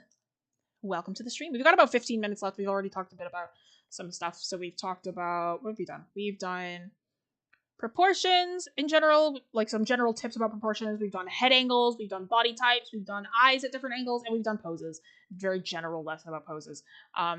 So we're closing it off with foreshortening. So don't use shapes. You should use forms when you're foreshortening.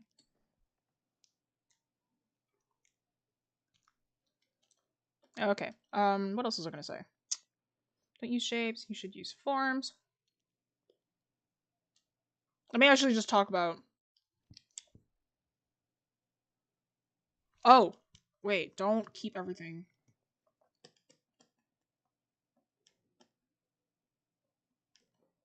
Oh, you know what?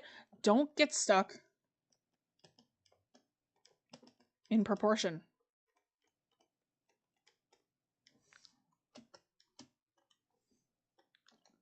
And measurements.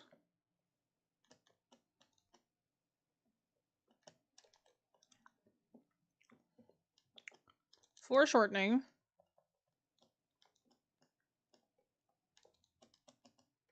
breaks those rules.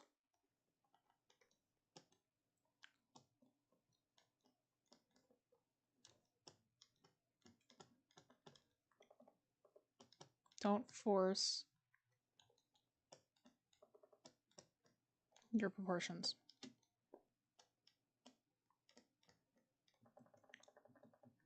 Don't force your measurements, sorry. In there.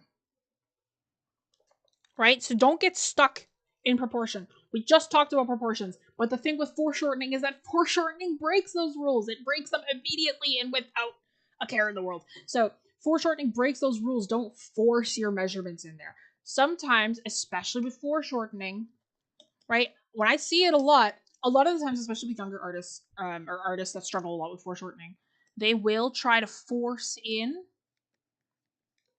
So say if we have like a thigh, right? If we're looking directly below on a thigh, on a leg maybe, they'll try to force in the full shape of the thigh in there, right? And then they'll draw like the foot like this, as if we're supposed to be looking straight down from it. Actually, let me make that worse. just to heighten my thing for a sec. So it's like they'll go like, yeah, I'm curving it, but then they'll still draw like the whole length of the leg in there and then draw the foot like this. Like straight from the bottom like this. I mean, let's draw the foot accurately. Let's do the foot properly. Then they'll draw like the full bottom of the foot like this. Right? You're forcing the shapes in there. You're really forcing them in there, right? Technically, this could be correct if you are forcing your foot up that high. But say if it's going directly from the bottom, this part of the leg will not be visible. It really won't be. So you're gonna have to compress it more. So if you're really going from the bottom, you want to see the bottom of the foot, you're gonna have to cover up some body parts. Your thigh might not be visible. it might not be, right? So you might just, you know, only be drawing very specific certain points of the body.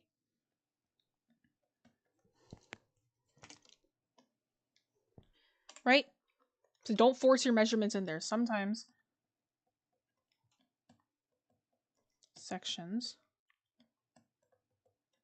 get lost in compression.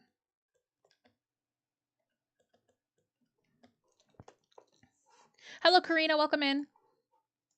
Sorry, give me a second. Once you get the hang of foreshortening, it becomes one of the most fun things to draw. Just like you cut loose and forget the rules. Super true. Foreshortening is very tough though, because you need to make sure that you're still thinking proportionally, but not so much to the point where it's hindering your foreshortening. And then sometimes you're foreshortening one wrong move and it's wrong. So like foreshortening is a very delicate thing, which is why it causes a lot of people a lot of stress. So, but I love foreshortening like crazy. I'm getting it now. Yeah. Finally have some time to watch you guys' streams. Yes, welcome in. We're almost done. We've got about 10 minutes. But thanks for joining in. Okay. I want to move this because this is like getting really close to the edge over here. Yeah, I'm trying to color code everything. Yep, so don't use shapes, you use forearms. Don't get stuck in proportion and measurements. So foreshortening breaks those rules. Don't force your measurements in there. So let me just give some general tips. I guess I should have talked about what foreshortening is. That probably would have been a good idea. Foreshortening is a form of like really so it's like perspective. Yes, I should have said it beforehand. So foreshortening is it's a very extreme form of perspective, and it's drawing your limbs and body in perspective in a very exaggerated and harsh way. It's the act of compressing parts of your body to make it look like they're coming towards you.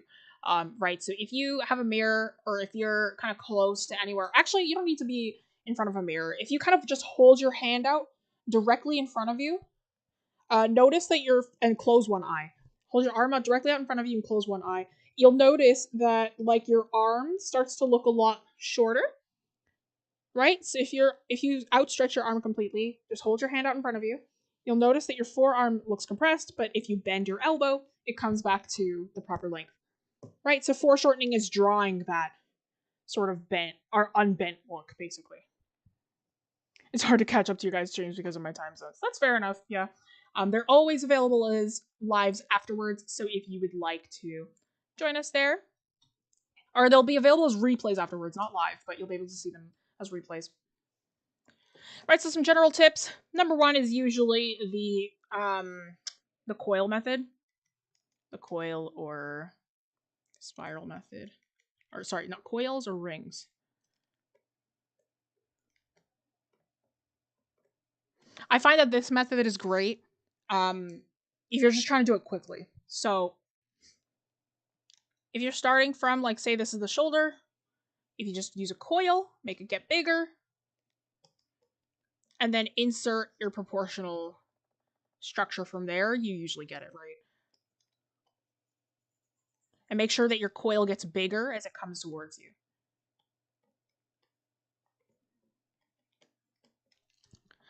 The issue with this method, I'm trying to see, this is already the issue.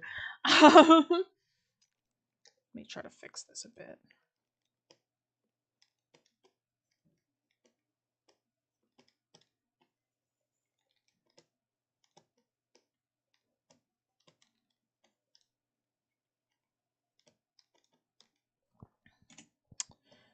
I don't use this method anymore, so it's like this one's tough for me now, because I can do it without the coil now.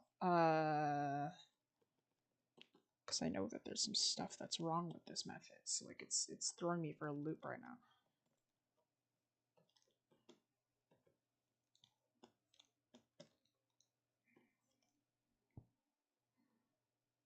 Yeah, okay. So the coil ring method.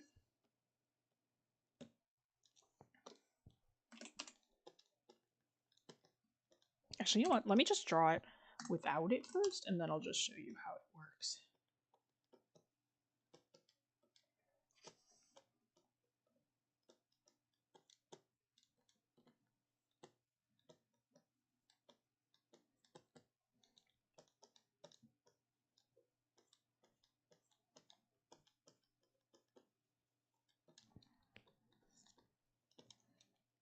Okay, so the coil rig method is using coils or rings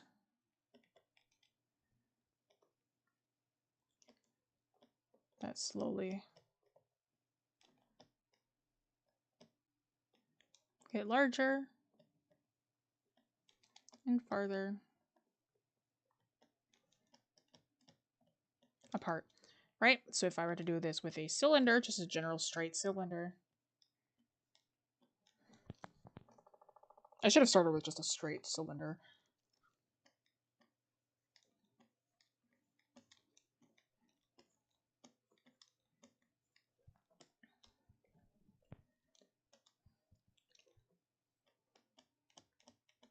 The pros of this is that it's quick and retains roundness.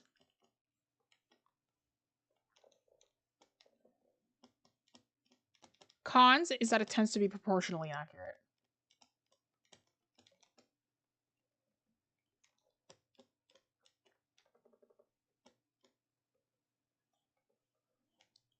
Yeah. So the pros of the coil rig method is that it is quick and retains a roundness. Right? So what the coils will do, the coils and the rings, what they'll do is they'll help retain that roundness of your forms, right? Especially if it's very geometric. If you're using those cylinders, if you're using, say, a prism, right? Those coils or rings or just general, like maybe if they're rubber bands that kind of go around, right? They will help retain your roundness.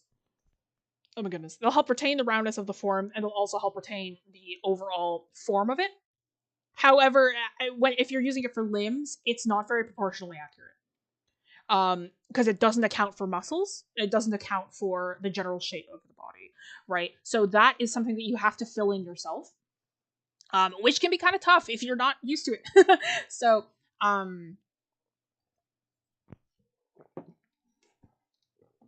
it can be a bit tough, right, to do this one if you're like not very in depth with it. Let's actually just do this. Foreshortening will take up the last section of this page. The coil rig method, and then just I call this one the layered method. This is what I do. This is more what I do nowadays.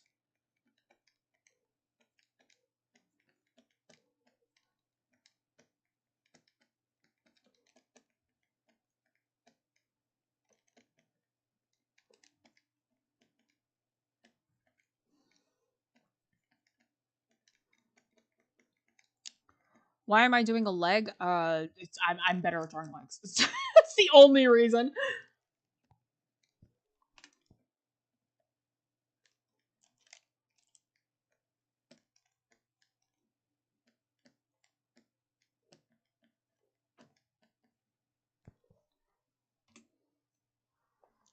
It's a very clever way to explain it, better than what I've read on books. I got that method from a Tumblr post, if you want me to be totally honest with you.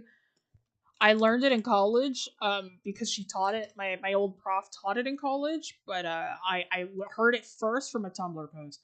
So you can thank the internet.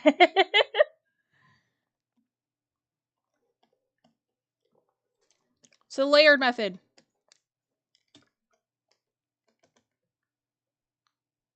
Literally layering each section. Actually, segment on top one another.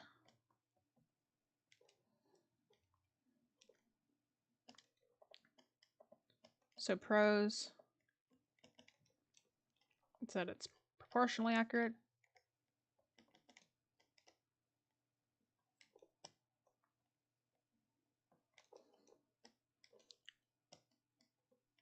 Cons, very in-depth.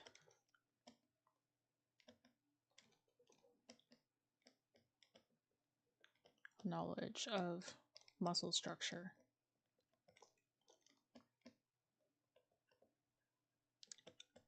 is needed.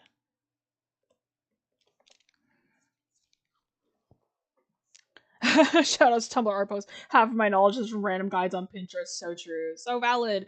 Mine are from Twitter, but yeah. When I was younger, it was all Tumblr. Why do I see that leg like an arm wearing a fake foot? Yeah, because I started out with an arm and then I was like, I'll switch it. That's why. So this part should be different then.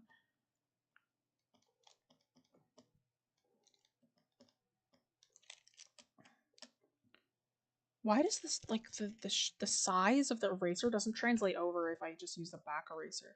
It's super annoying. No, I shouldn't have edited this much. Oh well.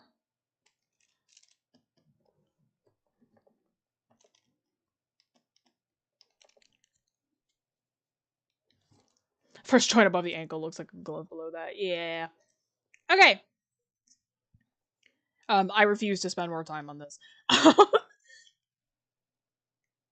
Pinterest is my best friend. If you learn a cool trick to draw fingers on YouTube using peanut shapes. Oh, you use peanut shapes. I use beans. Yeah, if you use like the beans to draw each finger. I love hands. Yeah, literally layering each segment. Oh my god, overtime. Layering each segment on top of one another. So pros is that this is proportionally accurate, right? The thing is that you're understanding how all these muscles lay on top of each other, how they'll compress, how it'll work, right? And this feels more proportionally accurate. However, a very, very in-depth knowledge of muscle structure is needed. You can't do this one if you don't know how muscles work. Right? It will be inaccurate if you don't know how muscles work. So the Coil Rig Method is the one you should stick with if you're not very good with muscle structure. And then the layered method is what you should stick with if you understand how that muscle structure works as you get older. Okay. Yeah, I'm realizing now this is too long. Yeah, that's gonna bother me. Let me fix that. Yeah, that seems annoying. It's like I have to like...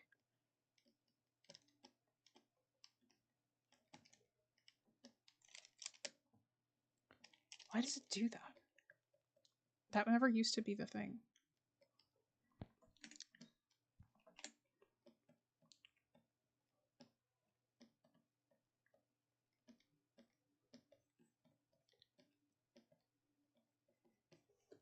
Yeah. Yeah, okay. Yeah, so segments, by the way, are referred to like the leg is like the thigh is one segment, the knee is one segment, the calf is one segment, the ankle is one segment, the foot is one segment. Right? If we're to talk about the arms, the hand is one, wrist is one, forearm is one, elbow is one, bicep is one, shoulder is one. Those are segments of the body that can be layered on top of each other. So if you literally layer each segment on top of each other, right, understanding them as plates and forms and muscles, that's how it works. Going to bed now. It was fun being here. Just joined the Discord as well, so hope to interact with some of you there. Yeah, of course, Alyssa. Thanks so much for joining. But with that though, that's actually the end of the stream anyway. But yeah, that's gonna be it from Bevo. Thanks so much for joining, guys. What did we learn? We did foreshortening, proportions, head angles, body types, eyes, and poses. Not too bad. Pretty heavy. Pretty good amount of stuff. But yeah, y'all, that's gonna be it from me. Thank you so much for joining. Last little parting note for you, because if you don't know too much about the studio, we're a studio. We're not just a YouTube channel. So if you'd like to check out the classes that we offer, be sure to check them out on our website. I am one of the instructors. There are some lovely instructors that pop in every once in a while. But yeah, so I'm going to be teaching teen intensives for the winter break. I am one of the teenage instructors. Technically, you don't have to be a teenager, but it is an advanced class, and I love to run my camps like a gauntlet. So if you'd like to really push yourself with your art, be sure to join the teen intensives. But there are simpler ones, kids camps. If you'd like to check those out, be sure to check them out before the spots are gone. This file that you see in front of you will be available on the Discord as a JPEG if you'd like to check that out. It'll be there for you to keep, save, download, do whatever you want with. It's there for you. So if you'd like to join the Discord, interact with some people, interact with me, see my texting style, you'll be able to interact with other fellow art nerds on there as well.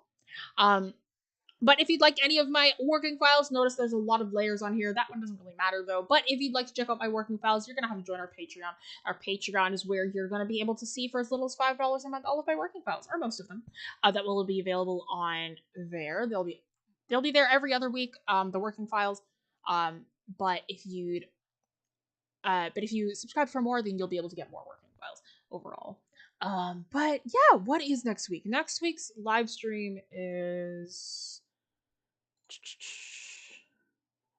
emphasis. So it'll be another principle of design. But yeah, y'all, that's gonna be it from me though. Thanks so much for joining. Lots of drawing. Yeah, there's a lot of drawing. You came late. Don't worry. There's other opportunities. It's always at 4 p.m. Lingering in the shadows a bit. Thank you for the advice. No worries, I'm Basil. Thanks for joining. Thank you for the lesson. No worries, Sophia. And yeah, no worries, Chipster. I'm glad that you all enjoyed. But yeah, thanks so much for joining. I'll see y'all next week. Bye-bye.